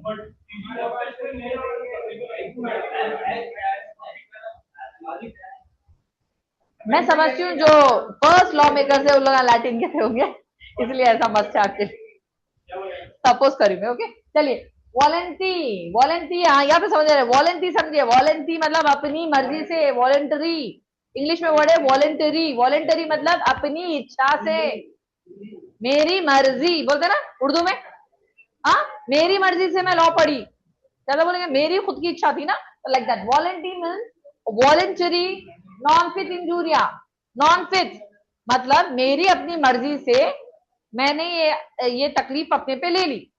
इंजूरी मतलब नुकसान, इंजर्ड हो जाना। मैं गाड़ी चलाना सीखना चाह रही थी और मैं गिरी और मेरे को जख्म हो गया, तो दैट इज माय वॉलंटरी इच्छा ना टू लर्न एक्टिवा व्हाटएवर, सो मैंने खुद ये डिसाइड किया कि मैं चलाऊंगी, अब गिरना पड़ना मेरे जिम्मे, राइट और wrong? So that's it, it's supposing like that कि volenti non fit injuria means no harm without intention to a willing person, no injury is done, injury must be compensated, law protect everyone, B is the correct answer. जब खुद आप चाह रहे हैं कि आप सीखना, तो आपको ये लॉजिकली मालूम है कि आप गिर सकते हैं और आप गिरोगे, तो जब आप गिर जाओगे तो आप इंजुरी क्लेम नहीं कर सकते क्या? हाँ, अगर मैं खुद एक्टिवा सीखना चाह रही हूँ और मेरी खुद की वॉलंटरी इच्छा से मैं जा रही हूँ नीले लेके गाड़ी, जबकि आती नहीं मुझे, बट मैं गिर जा रही हूँ, तो मैं किसी को ब्लेम कर सकती हूँ क्या कि मेरे खून बह रहा, मेरी वजह से मैं खुद गिर गई तो मैं किसी को इंजरी? अब वो अलग बात है, बाज लोग आउट ऑफ द बॉक्स जाते हैं, बट एक्चुअली नेचुरल थिंकिंग से बताइए, लॉजिक की बात कर रही हूँ मैं यहाँ पे। लॉजिकली मेरी खुद की वॉलंटरी इच्छा से अगर कुछ काम मैं कर रही हूँ और उससे मेरा नुकसान हो रहा है, तो वो मैं क्लेम नहीं करूंगी, उसके लिए कोई कंपनसेशन मैं किसी से क्लेम नहीं कर सकती। बेचारा मेरे बाजू से जाने वाला बेचारा कुछ भी चले भी गया होगा तो उसको रुक रे रुक, मैं गिर गई तेरी वजह से नहीं बोल सकती, ठीक है ना? तो वही है। हाँ, तो टेस्ट ड्राइव वालों को चाहिए कि केयरफुली टेस्ट ड्राइव सही से चेक करें उनका। हाँ, तो वो जब नहीं दे रहे टेस्ट ड्राइव के बगैर वो लोग लाइसेंस दे दे रहे हैं, तो वो तो किसी वो कमिटी की मिस्टेक है सारी। Try to understand. Yes, base point, root point corruption. So voluntary non-fit injuria means to a willing person, अगर कोई पर्सन खुद की अपनी इच्छा के अनुसार वो इंजरी लेना चाह रहा है, तो बाबा उसका तो कोई इलाज नहीं हो सकता। कोर्ट बोलेगा बेटा आपकी गलती है, आप खुद गिर गए, हमारी क्या गलती है? किसी बंदे की क्या है? जो खुद रिस्क कबूल करे उसे नुकसान पर शिकायत का हक नहीं, ठीक है? उर्दू में भी दे रही हूँ मैं आप लोगों को, ऑलरेडी मैंने ये पीडीएफ आप लोग के ग्रुप में डाल दी है, ठीक है? कोई चाहे तो इसका प्रिंट आउट ले ले या फिर उसी को रीड कर ले, ठीक है ना? चलिए, as you wish, you can refer that on digital soft copy से ही पढ़ लीजिए, या नहीं तो आप जेरोक्स करा लीजिए। ये सारे इंपॉर्टेंट है बेटा, ये पूरे इंपॉर्टेंट, इसलिए मैंने उसको उर्दू में भी ट्रांसलेट किया, so that those who are not understanding the Latin और English they have to read this. 80 है, 40 आज करेंगे ना। सी जो शख्स अपनी खुद की रिस्पॉन्सिबिलिटी से कबूल कर रहा है नुकसान को, तो वो कुछ भी। अब जैसे कि इसका बेहतरीन एग्जाम्पल इन्वेस्टमेंट पॉलिसी है बेटा, बेहतरीन एग्जाम्पल है। कोई लोग अपनी म्यूचुअल फंड में या पता नहीं बड़े बड़े कंपनी में इन्वेस्टमेंट करते, लाखों में वो कर देते, उसके बाद वो पता नहीं कुछ हो जाता, वो लॉस हो जाता है। तो ऐसे केसेस में इन्वेस्टमेंट केसेस ले लेते हैं। इन्वेस्टमेंट केसेस में कंपनी आपको बोलती है आपकी खुद की subject to your own will and wish है, सारे guidelines term and conditions follow, agree करते हो तो ही इन्वेस्टमेंट कीजिए बोल के already term and condition applicable, do you agree, वो तो एग्री पे दबा देते हैं और एग्री के हिसाब से चलेगा। और अगर आपने खुद वॉलंटरली एग्री कर लिया है उनके क्राइटेरिया को कि अगर डूब जाएगा तो हम देने वाले नहीं है, तो दैट इज योर फॉल्ट, आप किसी को कुछ ब्लेम नहीं करेंगे, कोर्ट भी आपका सपोर्ट नहीं कर सकता, बिकॉज आपने उन इन्वेस्टमेंट पॉलिसी के रूल्स एंड रेगुलेशन को यस बोल दिया। आप पूरी तरीके से डॉक्यूमेंट्स पढ़े नहीं और आपने बोला अरे इन्वेस्टमेंट है कभी ना कभी प्रॉफिट तो आएगा, बोले क्लिक कर दिए, बाद में अगर उसको लॉस हो गया और आप बोले आए हाय मेरे 10 लाख 20 लाख वड़े लाख बढ़ गए इसके अंदर और अब नहीं मिलने वाले, बोले तो आप रोना मत, क्योंकि रोने का कोई फायदा नहीं। that suits the example over here कि voluntary non-fit injuria, आपकी खुद की मर्जी से आपने वो इंजरी अपने लिए कॉज कर ली है, ठीक है, तो उसका इलाज नहीं है। ये हो गया ना, सॉरी फॉर दिस। बाबा जाओ लिख लीजिए प्लीज, आप लोग लिखते जाइए, या अगर आपको नहीं भी तो आपको मैंने पीडीएफ तो बना दी। यस हाँ,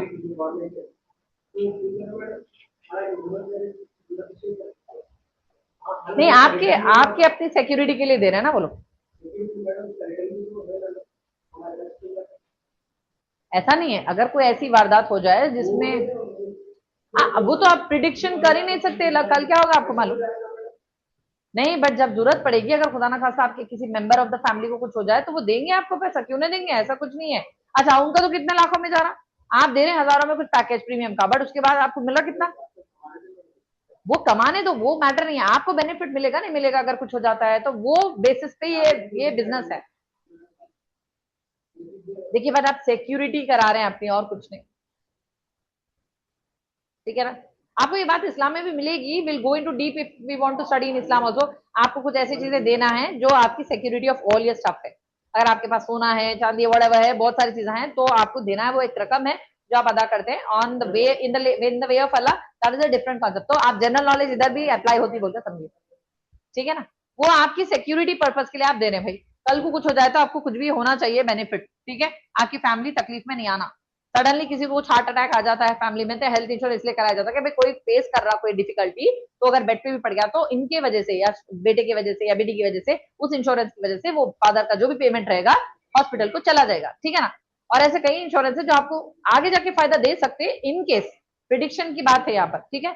अश्योरेंस तो कोई भी नहीं दे सकते, कल देखे हम लोग, हम रहेंगे बोल के पता है हमें, नहीं मालूम ना। So let's go to the next, audi alteram partem. देखिए आप प्लीज इसको समझिए, एक पार्टी ए होगी एक पार्टी बी होगी, दोनों पार्टी की बराबर सुनना पड़ेगा कोर्ट को।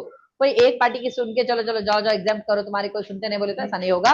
ए की भी बात रखी जाएगी, बी की बात भी रखी जाएगी, दोनों में क्रॉस एग्जामिनेशन क्वेश्चंस होंगे। फाइनली जो आर्ग्यूमेंट पोजीशन पहुंचेगा इस कंडीशन में कि जज will decide about the scenario. तो यहाँ पर दोनों पार्टी, पार्टम बोल के याद रख लीजिए, पार्टी यानी दो पार्टी, ऑडी बोले तो दो, ठीक है। Listen to one party, hear the other side also, judge alone decides, evidence is final, B is the correct answer. Hear the other side also. A की बात सुनी जा रही है, A रो रहा है मेरा नुकसान हो गया, नुकसान हो गया, नुकसान हो गया, तो B की गलती है नहीं है सही में इसके नुकसान में, ये बात सुनी जानी चाहिए, ठीक है। खाली A बोल रहा मेरा नुकसान हुआ, ओके सुन लिया तुम्हारी बात, अब B से पूछेंगे भाई तुम्हारी वजह से सही में इसका नुकसान हुआ या नहीं हुआ, ठीक है। खाली A की बात सुन के हाँ B तुम जाओ जेल के अंदर बोले तो नहीं होगा।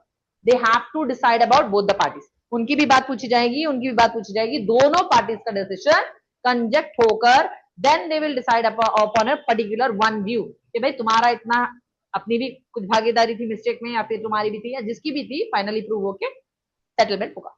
So this is the Latin term here stating that here the other side also, दोनों पार्टी की सुनवाई इक्वली होगी before the final decision. Both parties must be heard before making a decision, फैसला करने से पहले दोनों तरफ को सुना जाना चाहिए। वेरी सिंपल, पार्टम याद रखिए, दो पार्टीज याद रख लीजिए, तो ऐसा निमोनिक से पढ़ेंगे सो दैट आपको याद रहना चाहिए एग्जाम में कि पार्टम आते की आपकी लैटिन टर्म पार्टी की बात करिए, ऑडी बोले तो दो, पार्टम बोले तो पार्टी, तो दोनों पार्टी की बराबर सुनवाई होगी तभी कोई डिसीजन फाइनलाइज होगा। चलिए नेक्स्ट इज, देखिए उर्दू में पढ़ लीजिए आप, फैसला करने से पहले जज will have to listen to both the party, ठीक है ना, दोनों तरफ की बातें सुनने का पूरा अधिकार है, एक पार्टी की तरफ से नहीं होगा।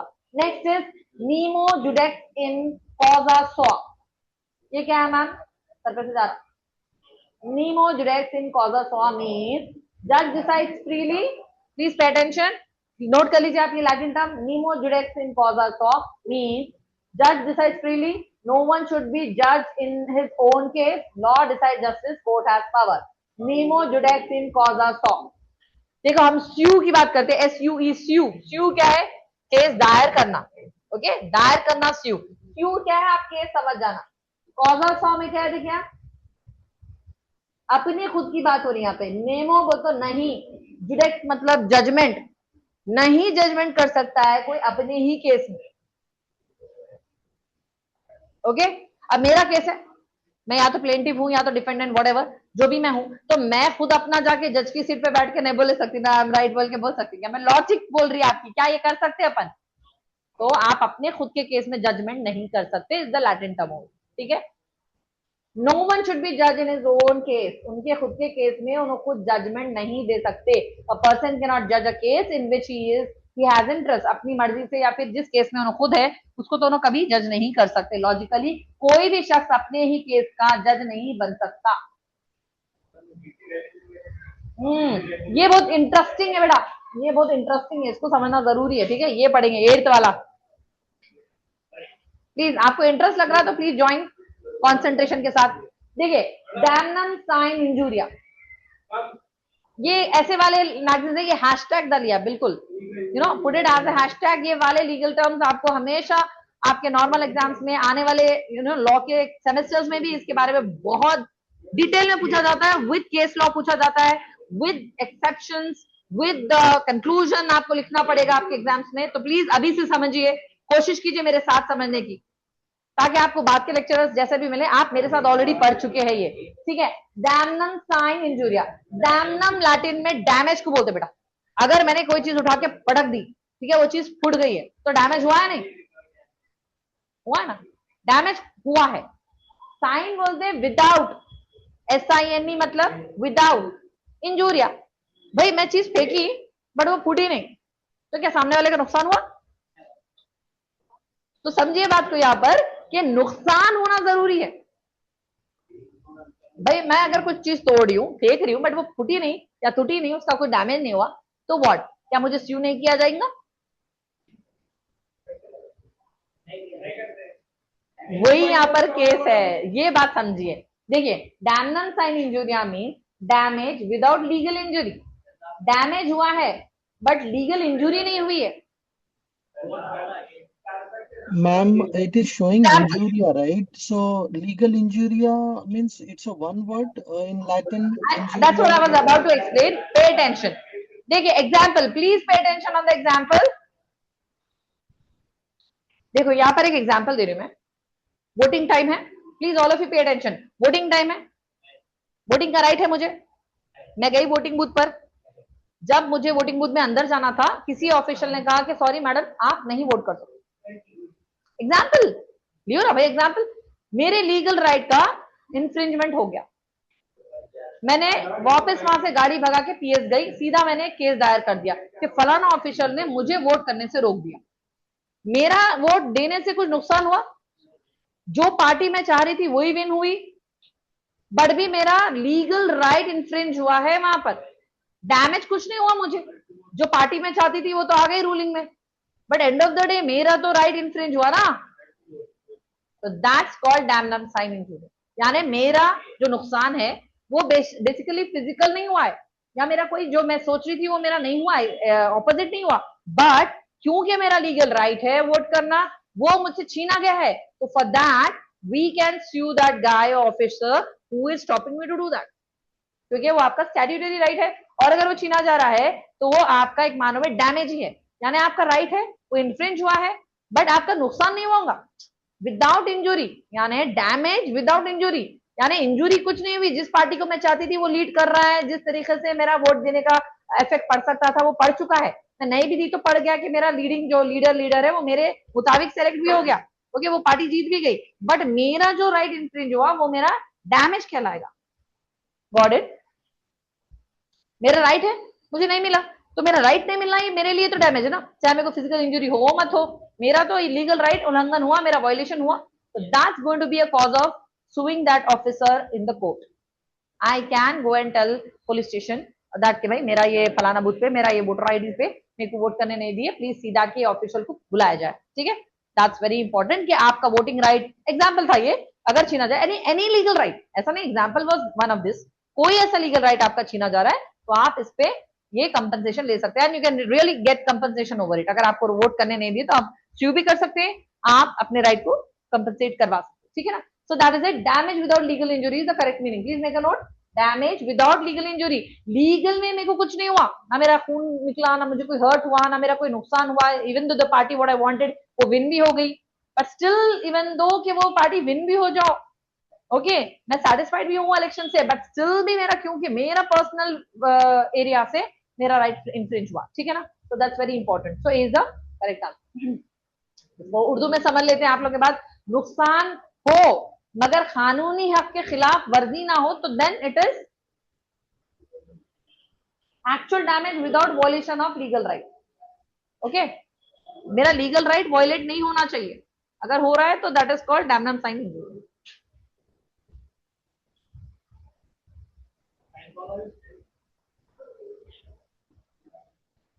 Next is injury without damage. Sorry, this is vice versa. Injury sign damage is like अभी जो मैंने एग्जांपल दिया वो वाला क्या था, सॉरी फॉर दैट, कि देखिए उसमें क्या है, दोनों भी वाइस वर्सा है। एक में होता है फॉर एग्जांपल यहाँ पर एक स्कूल है और यहाँ पर एक स्कूल है।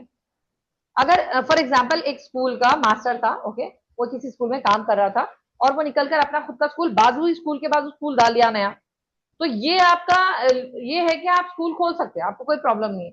अगर उससे वहां के उसके एडमिशंस पर इफेक्ट पड़ रहा है तो वो स्कूल वाला इस स्कूल वाले पर स्यू नहीं कर सकता। Try to understand this example here.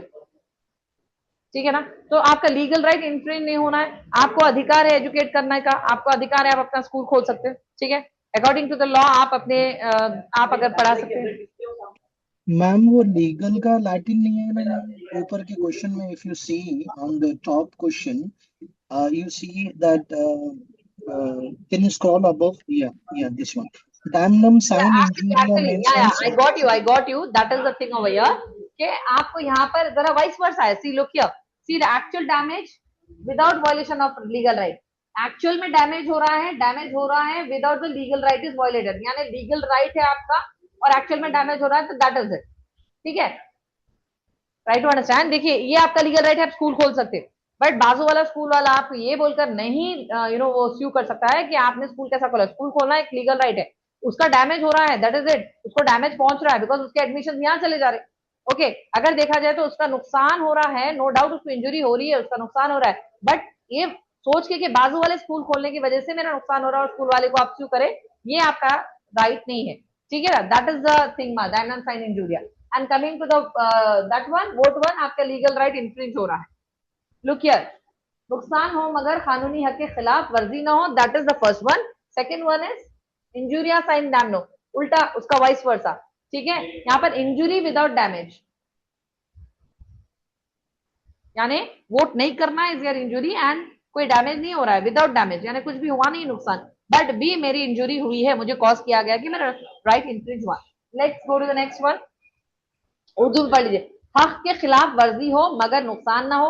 हक आपका था कि आप जाकर राइट वोट करें, पर आपको नहीं दिया गया, वो आपका नुकसान है. चलिए नेक्स्ट, एक्सेस दी.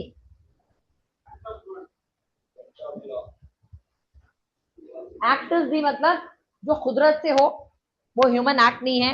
ओके, वो किसी का कोर्ट का एक्ट नहीं है, कोर्ट का लॉ का एक्ट नहीं है, बट वो गॉड का एक्ट है. Then it is excess the. Exactly like that कि अल्लाह की कोई मर्जी है तो उसके ऊपर अपन कुछ नहीं बोल सकते. एक्ट ऑफ गॉड बोलते हैं. Natural events beyond human control, कोई ऐसी चीजें हैं जो हम नहीं बनाते, हमारी तरफ से नहीं होती, हम उसके खुसरवार होते नहीं हैं. एंड दो stuff is all about natural event. चलिए उर्दू में देखिए, कुदरती हादसे को, सॉरी, कुदरती हादसा जो इंसानी कंट्रोल से बाहर हो उसको एक्टर्स दी कहा जाता है. Okay, DEI is nothing but God, act of God. Please make a note, act of God कहलाएगा actus Dei. Actus Dei is act of God. Please C is the correct answer. Okay, anyhow you people are going to have this PDF with you, no need to worry. The correct answer is C. Okay, why I am explaining this, because it is a part of legal aptitude only बेटा. ठीक है, ये अलग से इसलिए मैंने बना दिया ताकि पूरी एक PDF आपको इस सिलसिले में मिल जानी चाहिए. एक ही क्लिक पे आप पूरे रिवीजन कर सकते हैं द लास्ट डे. ठीक है ना, 16-17 के दिन फिर से एक बार PDF खोल के पूरा ब्राउज करिए और मतलब पूरा स्क्रॉल करके पढ़ लीजिए. Salus populi suprema lex, इसका क्या मतलब है? चलिए, law is supreme, welfare of the people is supreme law, court is supreme, जज इज सुप्रीम. यहाँ पर पॉपुली आप इस बात को पीपल पकड़ कर चलिए. ठीक है, populi is nothing but resembling the people over here. Salus populi supreme lex, Salus is nothing but the welfare. Salus को आप welfare समझिए, please try to understand. Salus welfare, populi is people, welfare of the people is the supreme law. Okay, here we are going to understand with the Latin term. Welfare of the people is the supreme law and it is, आप उर्दू में भी पढ़ सकते हैं इसको. यहाँ पर अवाम की भलाई सबसे बड़ा कानून है. ठीक है, अवाम की भलाई होनी चाहिए. आपका कोई भी लॉ बनाओ, as I told you, basic structure, इंसान के किसी भी राइट को वायलेट नहीं किया जा सकता. This is the basic structure of constitution also. ठीक है, अवाम की भलाई के लिए जो लॉ निकलेगा तभी वो एप्लीकेबल होगा. अगर अवाम के खिलाफ हो रहा है या इंसान की किसी ह्यूमैनिटी या उनके उनकी जो बेसिक ह्यूमन राइट्स है उसके ऊपर अगर कुछ हर्ट हो रहा है तो वो नहीं बनेगा. ओके, तो अवाम की भलाई सबसे बड़ा कानून कहलाता है. नेक्स्ट इज क्यू फैसिट पर एलियम, फैसिट पर से. जरा थोड़ा लीगल टर्म्स ऐसे ही रहेंगे बेटा, थोड़ा आपको अपना दिमाग लगाना है, थोड़ा लैटिन और इंग्लिश में निमोनिकली पढ़ना है इसको. किस चीज को मैं याद रखूं तो मुझे इसकी मीनिंग याद रहेगी. Like that you have to study. Now qui facit per alium facit per se mean options are agent is independent, he who acts through another acts himself, law through code, judge acts alone. So the correct answer is he who acts through another acts himself. यानी कि भाई जैसे कि proxy की बात करते हैं, business में क्या होता है भाई, मैनेजर है, बड़ा बहुत बड़े पोस्ट पे है, ठीक है, पर एक ऐसी बिजनेस मीटिंग में है जो खुद नहीं जाएगा प्रॉक्सी को भेजा देगा, ठीक है ना। और इवन कंट्री लेवल पर भी होता है, पॉलिटिकल लेवल पर भी होता है भाई, कंट्री का एक प्रॉक्सी होगा जो जाएगा on behalf of the country, ठीक है, और वो फैसले पर साइन करेगा, और कोई भी मीटिंग में डिसीजन होगी तो वो on behalf of the country sign करेगा। तो ऐसे टाइप में ये लैटिन टर्म यहाँ पर रेफर होता है कि in place of a particular person, या कोई डिग्निटरी, या कोई पर्सनैलिटी, या कोई ऑथराइजेशन, उसके बिहाफ पर भी कोई प्रॉक्सी जा सकता है, ठीक है। Now what is this? He who acts through another, he who acts through another, manager तो मैं हूं, बट मेरे बिहाफ पर मैनेजर के लेवल पर मैं किसी प्रॉक्सी को भेज देती हूँ मीटिंग में कि बेटा मैं तो बहुत बिजी हूँ, I am not going to reach, तो आप भेज दीजिए, मैं भेज दूंगी इंशाल्लाह। तो आप प्रॉक्सी के तौर पर जा रहे हैं, तो this is all but about the proxy like alternate, ठीक है, बट वो आप ही के बिहाफ पे काम करेगा, उसकी रजा जो होगी वो मेरी रजा कहलाएगी ना। अगर वो कोई डील साइन करके आ गया तो मुझे उसको एक्सेप्ट कर लेना पड़ेगा क्योंकि मैंने उसे भेजा था, ओके। तो मेरे बिहाफ पर वो एक्ट करेगा तो मेरे बराबर एक्ट कर रहा है वो, ठीक है, he is wearing my footwear, got it.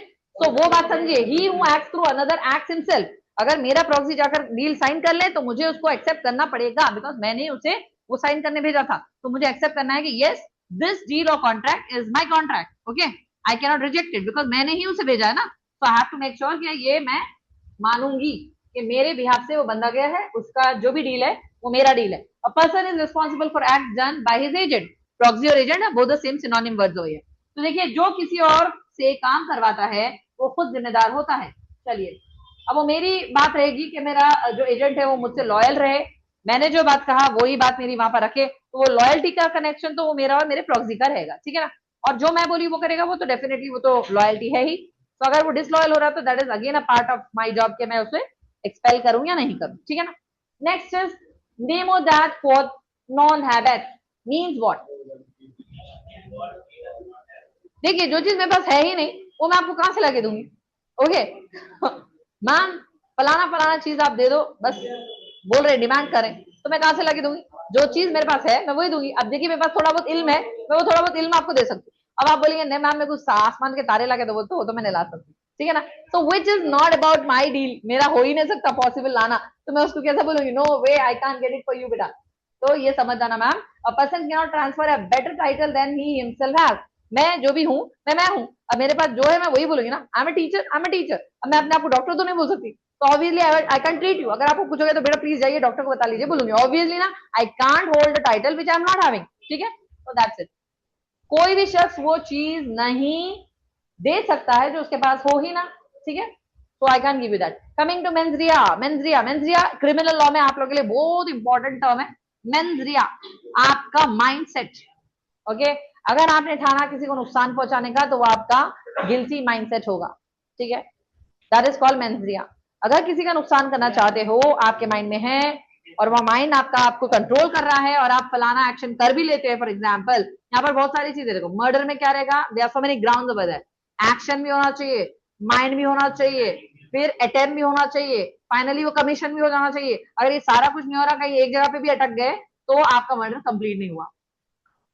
मैं दूर से बैठ के सोच रही हूँ इसको तो आज मैं बताऊंगी, सारी सोच रही हूँ मैं, बता रही हूँ मैं, तो what that my mens, okay.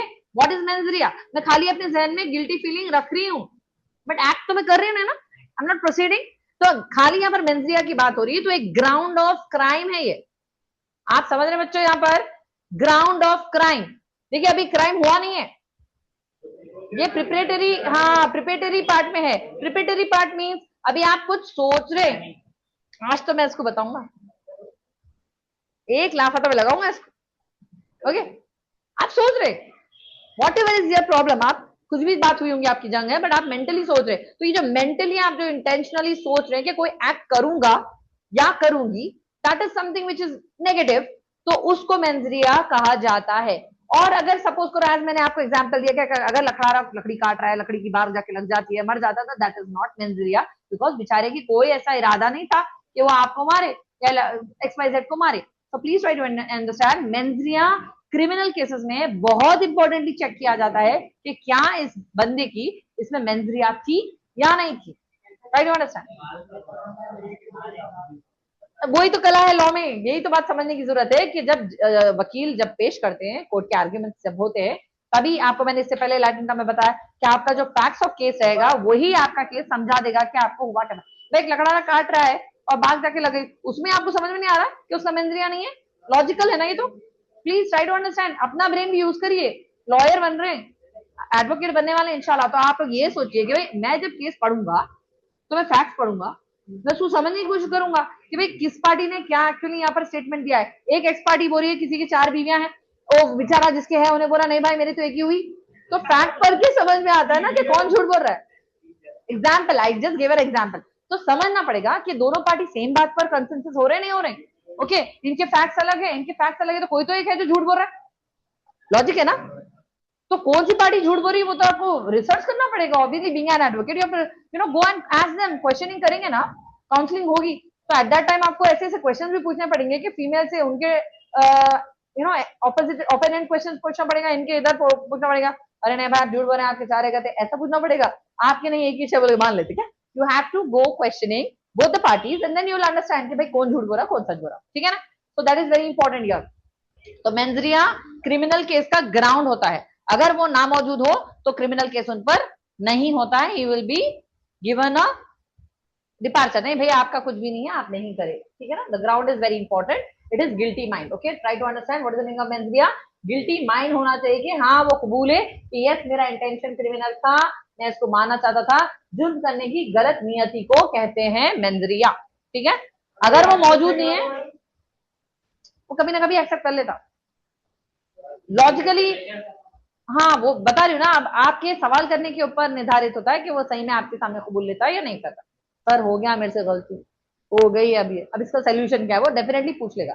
क्योंकि देखिए डॉक्टर से और वकील से कभी झूठ नहीं बोलना चाहिए, चाहे अब बोलते मशहूर करते कि वकील झूठ बोलते, बट जो जो मेन पार्टी है वो एटलीस्ट अपने एडवोकेट से झूठ नहीं बोले, नहीं तो उसका केस पूरा उल्टा पड़ जाता है। That's a fact. बोनाफाइड, चलिए, bona fide means in good faith. Mala fide क्या होगा बेटा? Bad faith. ठीक है ना? कोई चीज मैं अच्छा आप लोगों के बारे में सोच के मैं ये चीज बनाई हूं तो मेरा क्या है, ये बोनाफाइड है कि मेरे बच्चे पूरी अच्छी तरीके से मैगजीन लर्न करके जाना, सो दैट उन लोग को एक 4-5 भी आता तो उसमें मार्क्स क्रैक हो जाना चाहिए। तो ये मेरा बोनाफाइड है, मतलब मैंने कुछ अच्छा किया है मेरे बच्चों के लिए कि मैं उनको कुछ अच्छा देना चाह रही हूँ मेरी तरफ से। अरे वही मैं बोलूँ, अरे कहाँ बना लेते बैठे भाई, टाइम वेस्ट, मेहनत वेस्ट, ऐसा सोच रही है, या कोई ऐसे अनदर मैल थॉट प्रोसेस, उसको मैलाफाइड बोला जाता है। ठीक है ना? आगे आएगा मैलाफाइड भी। तो बोनाफाइड आप गुड फेथ में टिक कर देना, mala fide bad faith, bad thought में कर देना।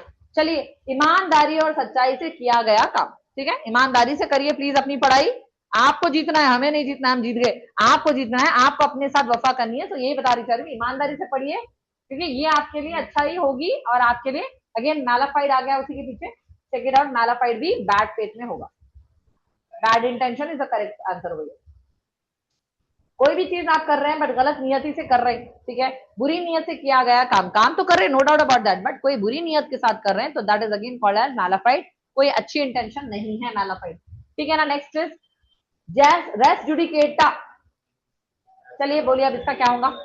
Case pending, matter already decided, case reopen, fresh trial. आप ऐसा सोचो केस पेंडिंग होगा। Let's check.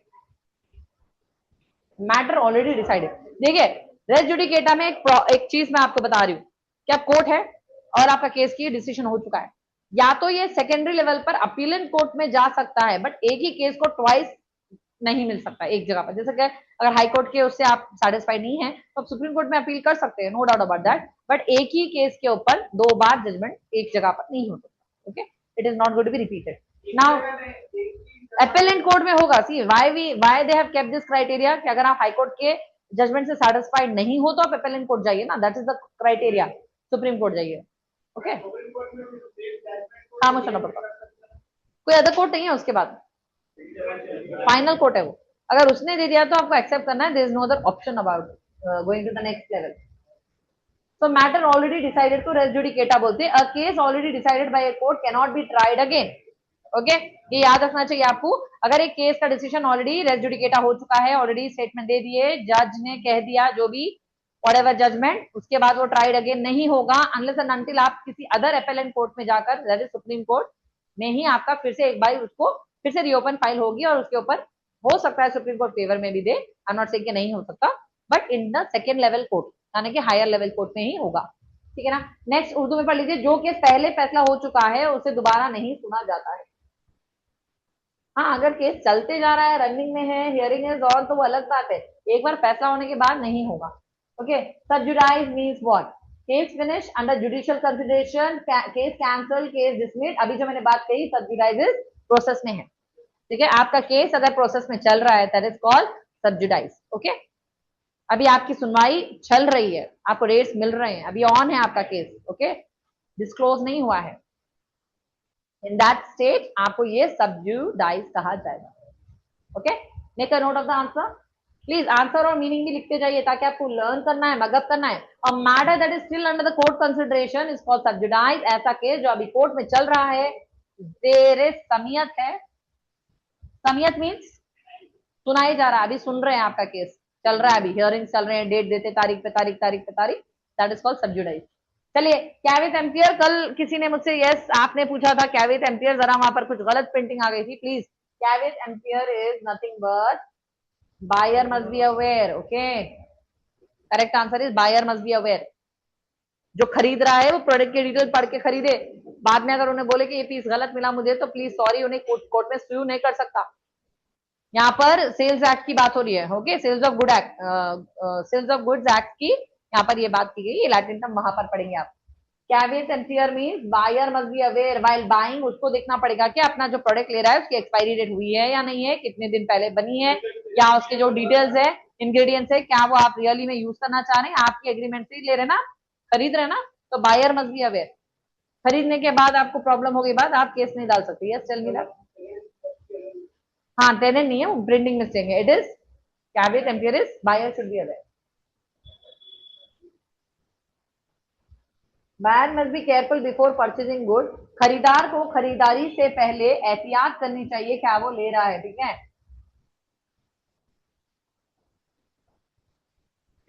Now here,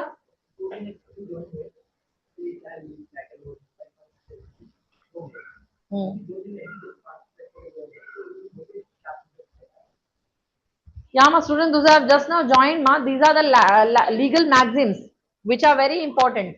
Okay ना, this will be totally Latin terms, like Latin में इसके phrases है, इनको हम translate करके English and Urdu में समझ रहे हैं, so that if it comes in your examination you must be able to pick the correct answer. ठीक है ना। चलिए, next is caveat venditor is nothing but again seller must be aware about selling, ठीक है। क्योंकि देखिए यहाँ पर सेल्स एक्ट में क्या रहता है, अब प्रोडक्ट तो कोई अदर देन पार्टीज बना रहा है ना, मैन्युफैक्चरिंग कंपनी तो टोटली डिफरेंट है, ठीक है। तो अगर मैं सेल्स करने के लिए रजा हो रही हूँ, मैं मतलब राजी हो रही हूँ, तो मुझे उसकी प्रोडक्ट की डिटेल चाहिए ना, कि भाई मैं क्या चीज बेच रही हूँ, सामने वाले इंसानों के लिए हानिकारक है, हजार्डियस है, तो सेलर को चाहिए कि वो चीज नहीं बेचना है, मैं नहीं बेच सकता, सॉरी, कोई ऐसी चीज है जो हार्मफुल है और उसके इंग्रेडिएंट्स हार्मफुल है, तो उसको चाहिए कि वहां पर पॉज कर दे कि no sorry, I can't sell this product. अगर वो ऐसा कुछ हजार्डियस बेच देता है, जो केमिकल फॉर्मूला, जो ऐसी चीज है जो सामने वाले पर्सन को हार्म करे और बाद में उसके ऊपर क्लेम हो जाए, तो वो क्या होगा, आंसरेबल होगा ना। तो इसके लिए उसको चाहिए कि केयरफुल रहे कि क्या चीज वो बेच रहा है, ठीक है। उसकी वजह से उसको कोई नुकसान फ्यूचर में होना नहीं चाहिए। तो seller must ensure the quality of the product. होता क्या है, कोई ऐसी चीज है, कोई इक्विपमेंट है जो, अब मैं तो सेलर हूँ, मुझे तो नहीं, मैं तो बना ही नहीं हूँ, ठीक है ना, और मैंने बोला चलो भाई आपके लिए मैं भेज देती हूँ, सो एंड सो कंपनी XYZ, मैं आपके लिए भेज देती हूँ, मैं भेज दूंगी। बाद में जैसा मेरा मेरा कस्टमर यूज करा और सडनली उस मशीन से कुछ उसको प्रॉब्लम हो गई, वो पहले तो मेरे पास आएगा कि आपने डैमेज पीस दे दिया, या ऐसा वैसा हो गया, ये हो गया, और मुझे उसके बारे में कुछ मालूम ही नहीं है। एंड ऑफ द डे वो तो मुझे लेके जाएगा ना, भाई इनके पास से खरीदा था मैं ये पीस, अब मुझे नुकसान का नुकसान होगा, प्लस मुझे वो रिप्लेस करके देना पड़ेगा, अपॉन दैट अगर वो केस कर दे तो मुझे झेलना भी पड़ेगा।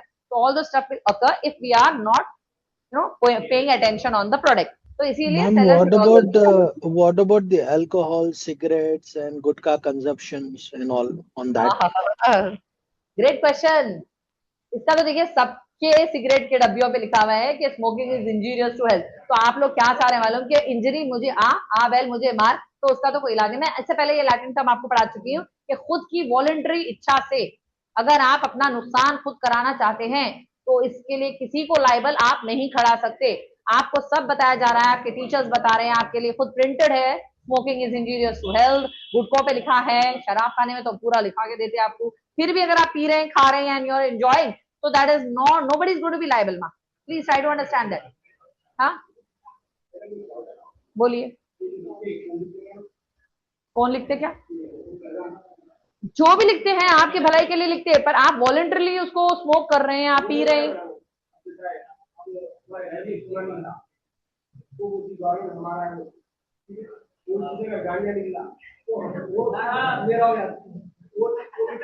ये तो बहुत अच्छा पॉइंट है, इस पे अपन एक मुद्दा उठा सकते हैं कि भाई हमारे घरों में से अगर कोई चीज निकल रही, अंडर द ग्राउंड निकल रही, बीनीथ द ग्राउंड निकल रही, तो वो हमारा नहीं है।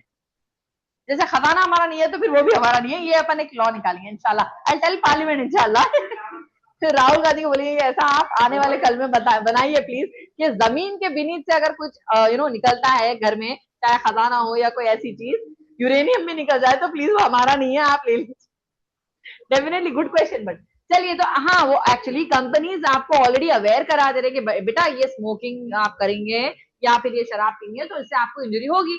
और आप वॉलंटरली वो पढ़ने के बाद भी, पढ़े लिखे होने के बाद भी, समझदार होने के बाद भी अगर आप पढ़ के बोले नहीं फिर भी कुछ नहीं होता, and you are drinking and eating and you are having and smoking, तो उसका कोई इलाज नहीं है। That is with the first Latin जो हम लोग पढ़े, वॉलंटरली अगर आप किसी इंजरी को एक्वायर कर लेना चाह रहे, जानबूझकर आप पीकर अपने आपके लिवर को खराब करना चाह रहे, nobody is liable, nobody is liable, he the person himself is liable for that। ठीक है ना, लॉजिक बोलती ना बेटा, समझिए बात को।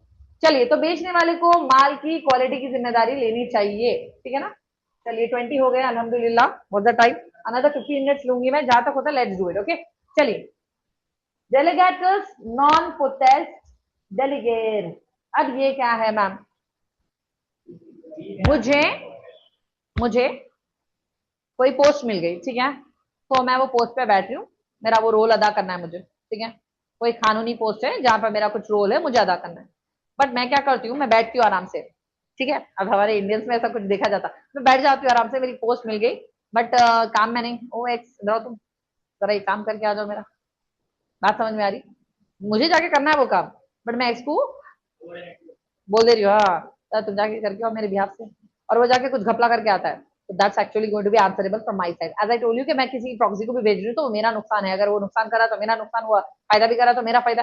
व्हाट इज दैट कि किसी भी डेलीगेशन को अपना काम किसी को डेलीगेट नहीं करने की इजाजत है। मतलब जो काम आपको दिया गया है आप एक्स जनाब को नहीं दे सकते। ओके, सम डेलीगेशन, डेलीगेशन मींस आप एक डेलीगेट है, एक रिस्पॉन्सिबल ऑफिसर है, आप ऑफिस का जो रोल है आपका वो किसी और को आप पास ऑन नहीं कर सकते।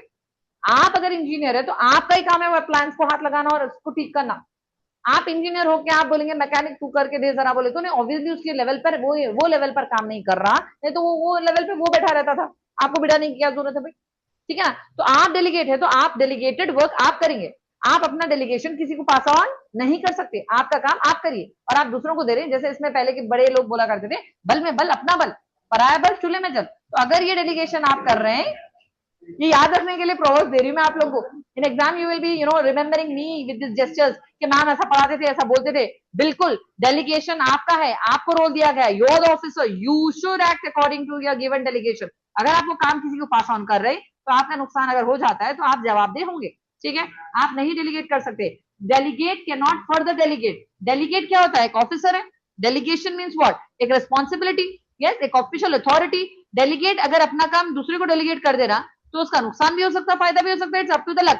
बट फायदा तो कमी होता है बिकॉज हमारे Indians are irresponsible as we know. बहुत कम लोग अच्छे मिलते हैं, आपको लॉयल मिलते हैं, ठीक है। Delegation is illegal, delegation mandatory. Delegation mandatory किसके लिए है, डेलीगेशन जिसको वो ओहदा मिला है वही करेगा और कोई दूसरा नहीं करेगा ऑन बिहाफ ऑफ दैट। चलिए, a person to whom authority is delegated can not further delegate. Yeah make note of this question बेटा, लिख लीजिए आप, ये लैटिन टर्म लिख लीजिए, delegatus non potest delegare, delegate sorry. आप डेलीगेट है तो आप भी वो काम करेंगे जिसके लिए आपको वहां पे बिठाया गया है, simple is that.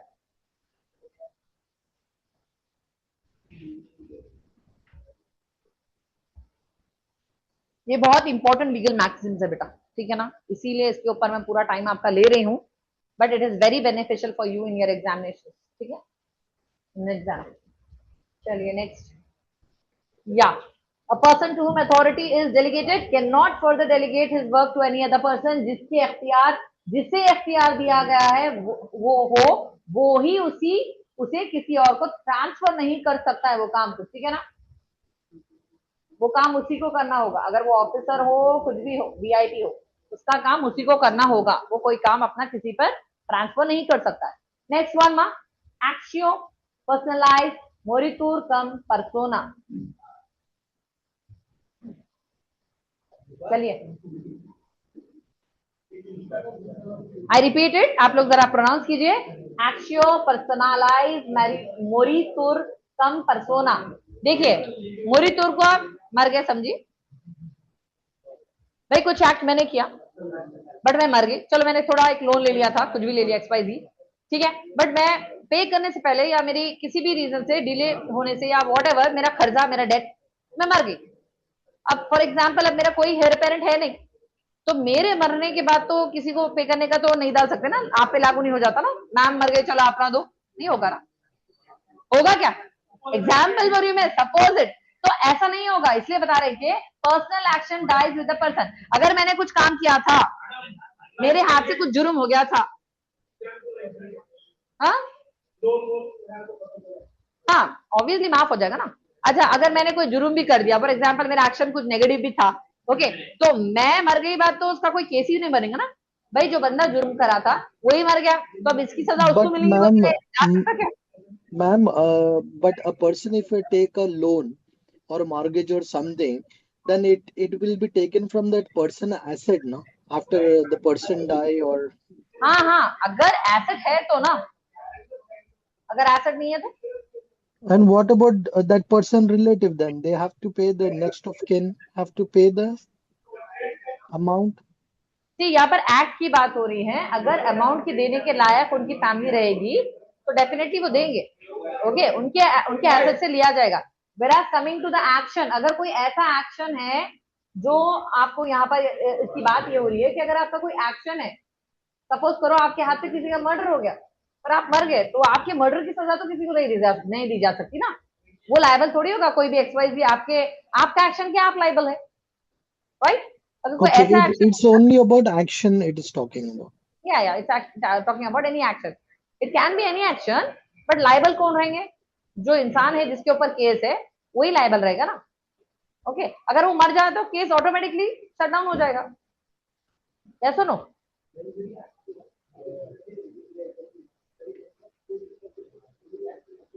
That's what I taught them mens rea. See, mens rea is the ground of crime मैं आपको ऑलरेडी बता चुकी हूँ, अगर ग्राउंड ऑफ क्राइम की बात हो रही है तो mens rea is the ground of crime भी MCQ में पूछा जा सकता कि mens rea डाल देंगे, ग्राउंड ऑफ क्राइम भी बोले तो यस उस पर टिक कर सकते हैं आप, ठीक है, वन ऑफ द ग्राउंड है वो, खाली एक ग्राउंड नहीं है, वन ऑफ द ग्राउंड। ठीक है चलो, I just quickly finish till at least 30 and we can do it further. चलिए personal action dies with the person, जो भी आपके पर्सनल एक्शन है, जुर्म हो कुछ भी हो, अगर आप मर जाते हो तो आपका उसके साथ ही खत्म हो जाएगा, personal legal action dies with the person, ठीक है, शख्स को मरने पर उसका जाती क्लेम खत्म हो जाता है। Next is lex loci. चलिए लेक्स लूसी मीन्स क्या? Law of the land, place, law of court, law of contract, law of crime, क्या होगा बच्चों? Law of land, loci is land, याद रख लीजिए, एल से आप याद रख लीजिए, लॉ ऑफ लैंड होगा, law of the place where an act occurs. देखो भाई मैंने इससे पहले ज्यूरिसडिक्शन के बारे में बताया था, जो स्टूडेंट्स प्रेजेंट थे आई रिमेम्बर, शायद वो लोग को याद होगा कि मुजरिम अगर फॉर एग्जाम्पल जब उसे एक लड़का है या किसी अदर एरिया से लड़की है और शादी किसी XYZ जगह पर होगी, कर्नाटक में होगी और या फिर वही एरिया में हुई, तो जहां पर अगर कोई क्राइम हुआ है तो उस लैंड के एक्ट के तहत यानी उस लैंड के लॉ के तहत ही फैसला होगा, तो that is called law of land, okay, ये बात याद रखिए। Law of land is nothing but, आप समझिए मैम ये लॉ ऑफ लैंड क्या है? लेक्स लूसी मतलब जिस जगह पर वारदात हुई है उस जुरिसडिक्शन में ये केस को सुनाया जाएगा, ठीक है। फॉर एग्जाम्पल आपको वाकया हो गया डबिलपुरे पे, any area, I can just take example, डबिलपुरे पे वाकया हो गया, तो डबिलपुरे PS पे ही इसको लेकर जाकर आपको दर्ज करना पड़ेगा, okay, that is called law of land, okay.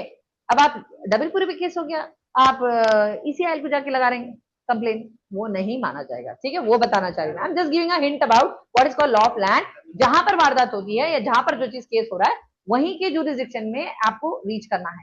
अगर आप यहाँ पे हो रहा, हैदराबाद में हो रहा, सिकंदराबाद में केस कर रहे हैं, that is not going to be applicable only, ठीक है ना, वो बताना चाह रहे हैं, ठीक है।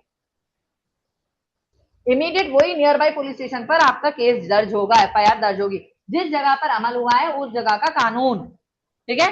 जिस जगह पर भी आपका अमल हुआ है, what ever Amal it is, XYZ ABCD, जो भी होना है वो आपके उसी एरिया के दायरे में जो कानून चल रहा है, वो लोकेशन में PS है या वही लोकेशन का कोर्ट है, उसमें ही आपका केस चलेगा। चलो next is lex 4E means, options are law of crime, law of court, law of contract, law of property, law of the court.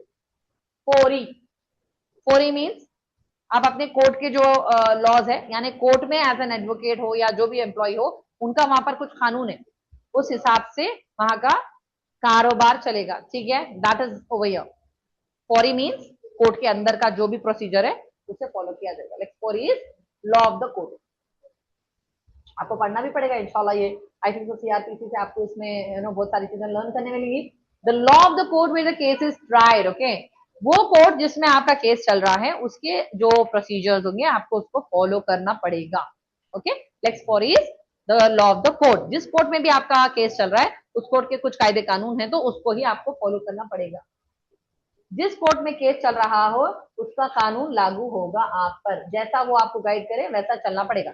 Next 25th one, एक्स टूर पी कॉजा नॉन ओरिकर एक्शियो। चलिए इसको थोड़ा लर्न करते जाइए, आपको टंग ट्विस्टर टाइप है ये, समझिए। एक्स तुर्पी कॉजा नॉन ओरिकर एक्शियो। Options: action arise from the crime, no action arise from the immoral cause, court supports crime, law protects crime. Correct option: no action arises from immoral cause. Ma'am ये क्या है immoral cause? देखो आप immoral cause होगा, pardon, ex turpi causa non oritur actio, ठीक है। अब इसको समझेंगे, no action arises from immoral cause. आपका दिमाग चल रहा है कि भाई कोई एक इमोरल कॉज हो रहा, बट आप कुछ करना नहीं, ओके, एक्शन अराइज नहीं हो रहा, आप खाली सोच ले रहे हैं कि कॉज है, इमोरल कॉज है, but it doesn't make any action arise. तो यहाँ पर जब तक एक्शन नहीं है कोई वो नहीं होगा, ओके। एक्शन इज कंपल्सरी, एक्टर्स रियस होना जरूरी है किसी भी एक्शन का जो प्रोसीडिंग में होता है, कि भाई आप कुछ एक्ट करे हुए रहना, बिना एक्शन के अगर आपके पास इमोरल कॉज भी है, क्या वो होगा, प्रोसीडिंग्स में आ सकता है? नहीं आ सकता। सी आप, अच्छी बात है, मैं आपको मेरे इरादों से बता दूं, मेरा इरादा बहुत खराब है भाई, मैं किसी को मर्डर करने सोच रही हूँ, मैं सोच रही हूँ, इमोरल कॉज है ना, मॉरल कॉज है क्या, इमोरल कॉज है, किसी का मर्डर करना है इमोरल कॉज, तो मैं सोच रही हूँ खाली, ठीक है, बट खाली सोचने से मेरे ओके एक्शन नहीं हो जाने वाला है, या तो मुझे कुछ तैयारी करना पड़ेगा, या मैं सोचना पड़ेगा भाई मैं इसको किससे मारूंगी, या मैं इसको पॉइजन से मारूंगी, या मैं हथियार से मारूंगी, या मैं गला घोट के मारूंगी, या मैं इसको कुछ करूंगी। सोचने पे अगर कोई मरते तो फिर क्या था। इमोरल कॉज का इंटेंशन दिमाग में रखने से एक्शन नहीं हो जाता, that is they are telling, okay. If you have a faith कि मैं सोच रहा हूँ कुछ भी गलत है, उससे एक्शन नहीं होने वाला है, एक्शन होना ही चाहिए। एक्शन अराइज नहीं होता है इमोरल कॉज से, कोई भी कॉज से आप सोच ले रहे। चलिए, गैर कानूनी या गलत काम से कोई लीगल क्लेम,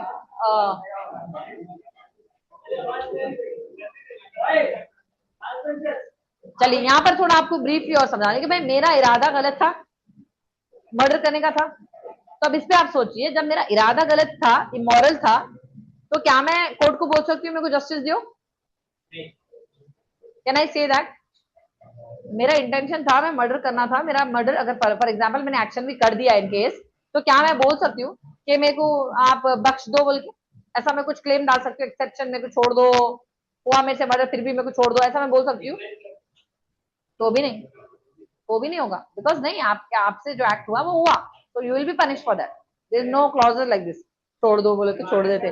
सी क्लेम की बात हो रही है यहाँ पर, अगर आपका एक्ट गैर कानूनी था, इमोरल था, तो आप कोई लीगल क्लेम नहीं कर सकते, ठीक है। अगर मेरे से जुर्म हो गया तो मैं खामोश सहना है, मैं लीगल क्लेम नहीं कर सकती कि मुझे छोड़ दो। बट अगर वो आप गिल्टी प्रूव नहीं हो रहे, फॉर एग्जाम्पल जैसे मैंने कहा कि आपका मेंजरिया नहीं था, तो एक्सेप्शनल केसेस में आप बोल सकते हैं भाई मेरा नहीं था इंटेंशन, ओके, एक्सेप्शन है, वहां पर आपको समझ में आना चाहिए कि इमोरल नहीं था आपका। चलिए, falses in unu, falses in omnibus, वाह ये तो ऐसे से है। चलिए, look at here, falses in unu falses in omnibus इसका क्या मीनिंग है मैम? चलिए पहले falses बोले तो false पढ़ते. False is in one thing, false in everything. Truth in one thing, evidence must be written, or what else is here? Witness must be trusted. False in one thing, false in everything. अगर एक झूठ बोलेंगे तो 100 झूठ बोलने पड़ेंगे आप उसको छुपाने के. चलिए let me scroll up for a question again. इसको थोड़ा आप समझ रही है.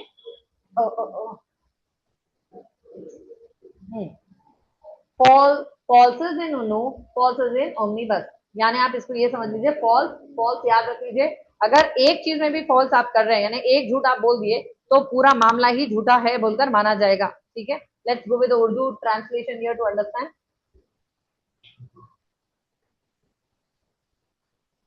If a witness lie in one matter, अगर मैंने बोला भाई तुम गवाही देने आओ कोई भी XYZ आप गवाही दे दिए, उन्होंने पहले ही स्टेटमेंट में कुछ झूठ बोल दिया, अब वो बेचारा वो झूठ को मेंटेन करेगा. ठीक है. If a witness lies in one matter his entire testimony may be rejected. हो सकता है सेकंड पार्ट सच बोल रहा है, पहला पार्ट झूठ बोल दिया, सेकंड पार्ट सच भी बोल रहा है, तो उसको माना नहीं जाएगा. उसको बोलेंगे बाबा तुमने झूठी गवाही दी है, तुम एक झूठे टेस्टिमोनी लाए हो. Okay, try to understand. अगर गवाह एक बात में झूठ बोले तो उसकी सारी गवाही पर शक होगा and it will be disqualified. ठीक है. उसके मुंह से कुछ एक गलत भी बात निकल गई तो उसकी पूरी सारी गवाही उसकी वहां पर वॉइड कर दी जाएगी. एक ही बात में उसको वॉइड कर दिया जाएगा. चलिए आज 30 तक करते हैं. I stop here. ठीक है. 27 from 27 onwards will continue tomorrow children, so that जरा आप ग्रेजुअली भी जाइए. एक एक वर्ड समझना जरूरी था इसलिए I went with explanation and examples. Illustration से समझने क्या है ज्यादा अच्छा याद रहता है. That's why I usually use examples and I try to explain my matter with some examples. ताकि आपको examples भी याद रहे तो आपको याद आ जाता है concept. ठीक है. So well, please legal maxims are very important. Learn that. Oral test के लिए time नहीं मिला, but inshallah tomorrow first we're going to do it.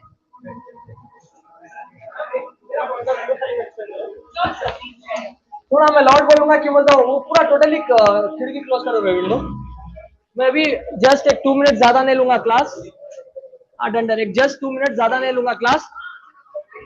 इसको कैसा ये आंसर्स को कैसा सॉल्व करना जब मैं मेरे टाइम पे क्यों बोले तो इतने सारे है ना, इतने सारे क्वेश्चंस वगैरह है ना, हमें समझने नहीं आएंगे. इतने सारे नाम्स वगैरह फिर ऊपर से अपन तो थोड़ा बहुत तो समझने नहीं आएंगे. तो इसके लिए गर्ल्स गौर से सुनिए, इंपॉर्टेंट है कैसा सॉल्व करना. मैम अभी वो फॉल्स का था नहीं, वो कहाँ पर सेट करिए आप.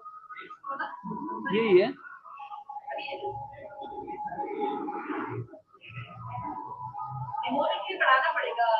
जी हाँ. देखिए बॉयज, मैं एक मेरा पॉइंट ऑफ व्यू कैसा सॉल्व करना इजी क्यों बोले तो बहुत नाम सबसे पहले तो अपना है ना प्रिपेयर होइए, नाम वगैरह याद करके जाइए, बेहतर रहेगा. उसके अलावा बात चीजें अपने जहन में नहीं आते तो कैसा जाना ये वर्ड को समझने के लिए सबसे पहले ज्यूरिसडिक्शन वगैरह जूरी आ गया तो समझ जाओ कोर्ट का आ गया, ऐसा याद रख लेना.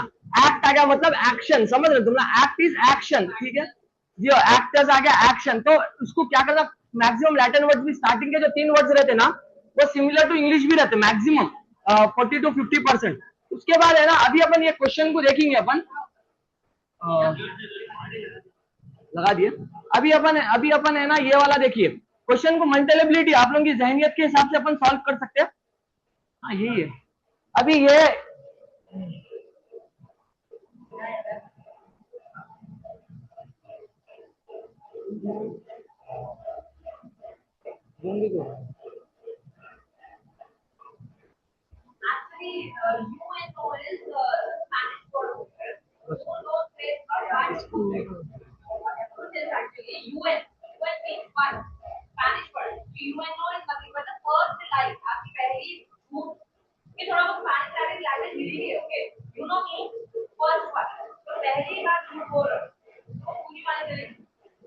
अभी आप लोग नोटिस करिए जैसा कि कैसा मेंटल एबिलिटी से कैसा आपने को जाना है.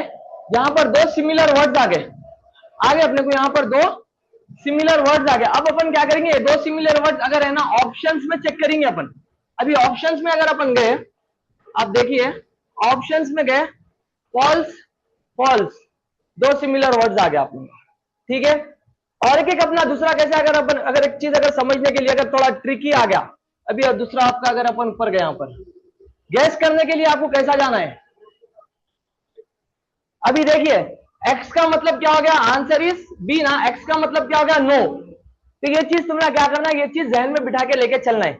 मतलब जो थोड़े बहुत वर्ड्स वगैरह जो याद रह जाते हैं, इजी जो रह जाते हैं, एक्स का क्या हो गया, नो हो गया, तो अपने को है ना क्या हो गया, तो अपने को इस चीज यहाँ पर फिर आ गया, देखो एक्टो, ठीक है, काउस, तो इसको अपन थोड़े बहुत है ना वर्ड डिक्शनरी बना लीजिए। कितने, क्यों सा आर्टिकल्स नहीं आते, क्यों बोले तो लैटिन के आर्टिकल, ये आपको कैसा आर्टिकल्स इसमें नहीं आते, क्यों बोले तो उनका कॉन्स्टिट्यूशन टोटली अलग हो जाता है। यूके का अगर अपन वैसा चलेगा तो यहाँ का अपना कॉन्स्टिट्यूशन अलग है, तो अपने आर्टिकल्स अपने उनके समझ रहे, तो हम लोग आर्टिकल्स नहीं लेते, थोड़े बहुत वर्ड्स रहते, वो वर्ड्स को अपन यूज करने का रहता अपने को। और मैक्सिमम इसमें पूछता, देखो 3 से 4 को पैसेजेस में यही पूछता कि ये मतलब है इसका कैसा करना, तो पैसेजेस को वो करिए। दूसरा अनाउंसमेंट ये है, अभी मैं रिसेंटली एक चीज पे वर्क करूँ था, तो बॉयज आप लोग क्या करिए, बॉयज का उतना प्रॉब्लम नहीं है, कोई एक जने है ना हेड बन गए, बॉयज में हेड बन के एक इंस्टा पर ग्रुप बनाओ, ठीक है, बॉयज एक ग्रुप बनाइए। ऑनलाइन स्टूडेंट्स भी मैं आप लोगों को क्या करूंगा, एक लड़का जो रिस्पॉन्सिबिलिटी लेंगे, मैं उनका नंबर डालूंगा, बॉयज के लिए अलग ग्रुप, तो वो इंस्टा का एक ग्रुप रहिए। एक थोड़े कुछ पेजेस है, मैं देखे वहां वो पेजेस वगैरह, बहुत इंफॉर्मेशन हम लोग उतना कवर नहीं कर पाएंगे, तो अच्छा इंफॉर्मेशन है, तो वहां से अपन को। और एक चीज, एक वीडियो है, जैसा कि क्रिएटिविटी है, उससे एक जहन में अच्छा बैठ रहा, तो मैं थोड़ा बहुत है ना वर्क करे वहां, तो बॉयज का एक हेड का एक नंबर डालूंगा, जो सीआर वगैरह में, तो सीआर तो नहीं, एक बॉयज हेड का एक नंबर डालूंगा, वो नंबर आप लोग उनसे कांटेक्ट करिए, एक ग्रुप बनेगा, वो ग्रुप में बॉयज ऐड हो जाइए, ठीक है। मैं कोई लड़कियों से भी कुछ बात करूंगा, अगर वो लोग अगर है ना हाँ इस चीज को है ना करेंगे सर ऐसा बोले, तो आप लोग भी एक ग्रुप बनाइए, एक हेड गर्ल बनिए, वो गर्ल्स के लिए एक अलग ग्रुप बनाइए। तो उसमें क्या करेंगे अपन, डेली रील्स वगैरह, रील्स के हिसाब से जीके और करंट अफेयर्स कवर हो रहा, मैं देखा हूँ बस पेजेस वगैरह है रील के, क्यों मतलब पूरा पेज पढ़ना जरूरी नहीं है आप लोगों को, उसमें से कितना कंटेंट पढ़ना है मुझे आइडिया है वो, तो आप वही कंटेंट में शेयर करूंगा। तो कोई एक जने जो हेड गर्ल बनना चाह रहे हैं, उन्होंने एक रिस्पॉन्सिबिलिटी से और है ना पूरा है ना क्या बोलते हैं डिसिप्लिन मेंटेन करके लेके चल सकते, इतनी बड़ी रिस्पॉन्सिबिलिटी उठा सकते, तो आप सामने आइए, बोलिए, मैं आपको है ना आपका नंबर फिर ग्रुप में डाल दूंगा। तो गर्ल्स का ग्रुप टोटली अलग है, बॉयज का भी ग्रुप है, 2-3 जने हैं, मैं देखेगा इंशाल्लाह सेलेक्ट करके आज के आज ये ग्रुप बनाएंगे, अपन इंस्टा पे भी करेंगे, ठीक है। तो ये चीज अपन हर जगह से हर एक प्लेटफॉर्म यूज करेंगे, बोलना चाह रहा हूँ, ठीक है, हर एक प्लेटफॉर्म यूज करेंगे अपन, जितने भी 120 स्टूडेंट जितने भी अपने अपने इंस्टीट्यूट के, मेरा एम यही है कि पूरों का यही है लॉ स्टार्ट होना। और इंशाल्लाह अगर खुदा ना खास्ता अगर नहीं हुआ, किसी की तबीयत खराब हो जाती, किसी को शाम में दावत आ जाती, दूसरे दिन एग्जाम रह जाता, तो दावत इंपॉर्टेंट रहती है, अपनी मसला नहीं, या क्या बोलते हैं इंस्टीट्यूट को भी दे सकते हैं आप लोग इन्विटेशन वगैरह, नो वरीज। दूसरी चीज ये है कि मैनेजमेंट से भी बास कॉलेजेस में अपना है थोड़ा डोमिनेशन वगैरह, तो अपन मैनेजमेंट से भी लेने की कोशिश करेंगे। मेरा एम ये है कि आपके पूरा 120 स्टूडेंट्स का ये साल एडमिशन होना है, डिमोटिवेट नहीं हुए, मोटिवेट हो आप लोग, खुदा ना खास्ता, इसलिए बोल दिया मैं इंशाल्लाह। तो अभी है ना जो ग्रुप में जो आप लोग आएंगे, अगर हेड बॉय का आया तो सारे ऑनलाइन स्टूडेंट्स उनसे एक बार कांटेक्ट करिए, उनको है ना अपने बॉयज के आईडीज वगैरह दीजिए, तो वो हिसाब से ग्रुप बनेगा। और एक है ना कोई अगर हेड गर्ल का अगर है ना ग्रुप में अगर नंबर आया, तो गर्ल्स क्या करिए, आप लोग उनसे कांटेक्ट करिए, कांटेक्ट करके आप लोग भी है ना ग्रुप ज्वाइन करिए इंशाल्लाह। बहुत इंपॉर्टेंट है, मैं देख के रखे हूँ। चलिए क्लास इतना ही है, और लैटिन वर्ड वगैरह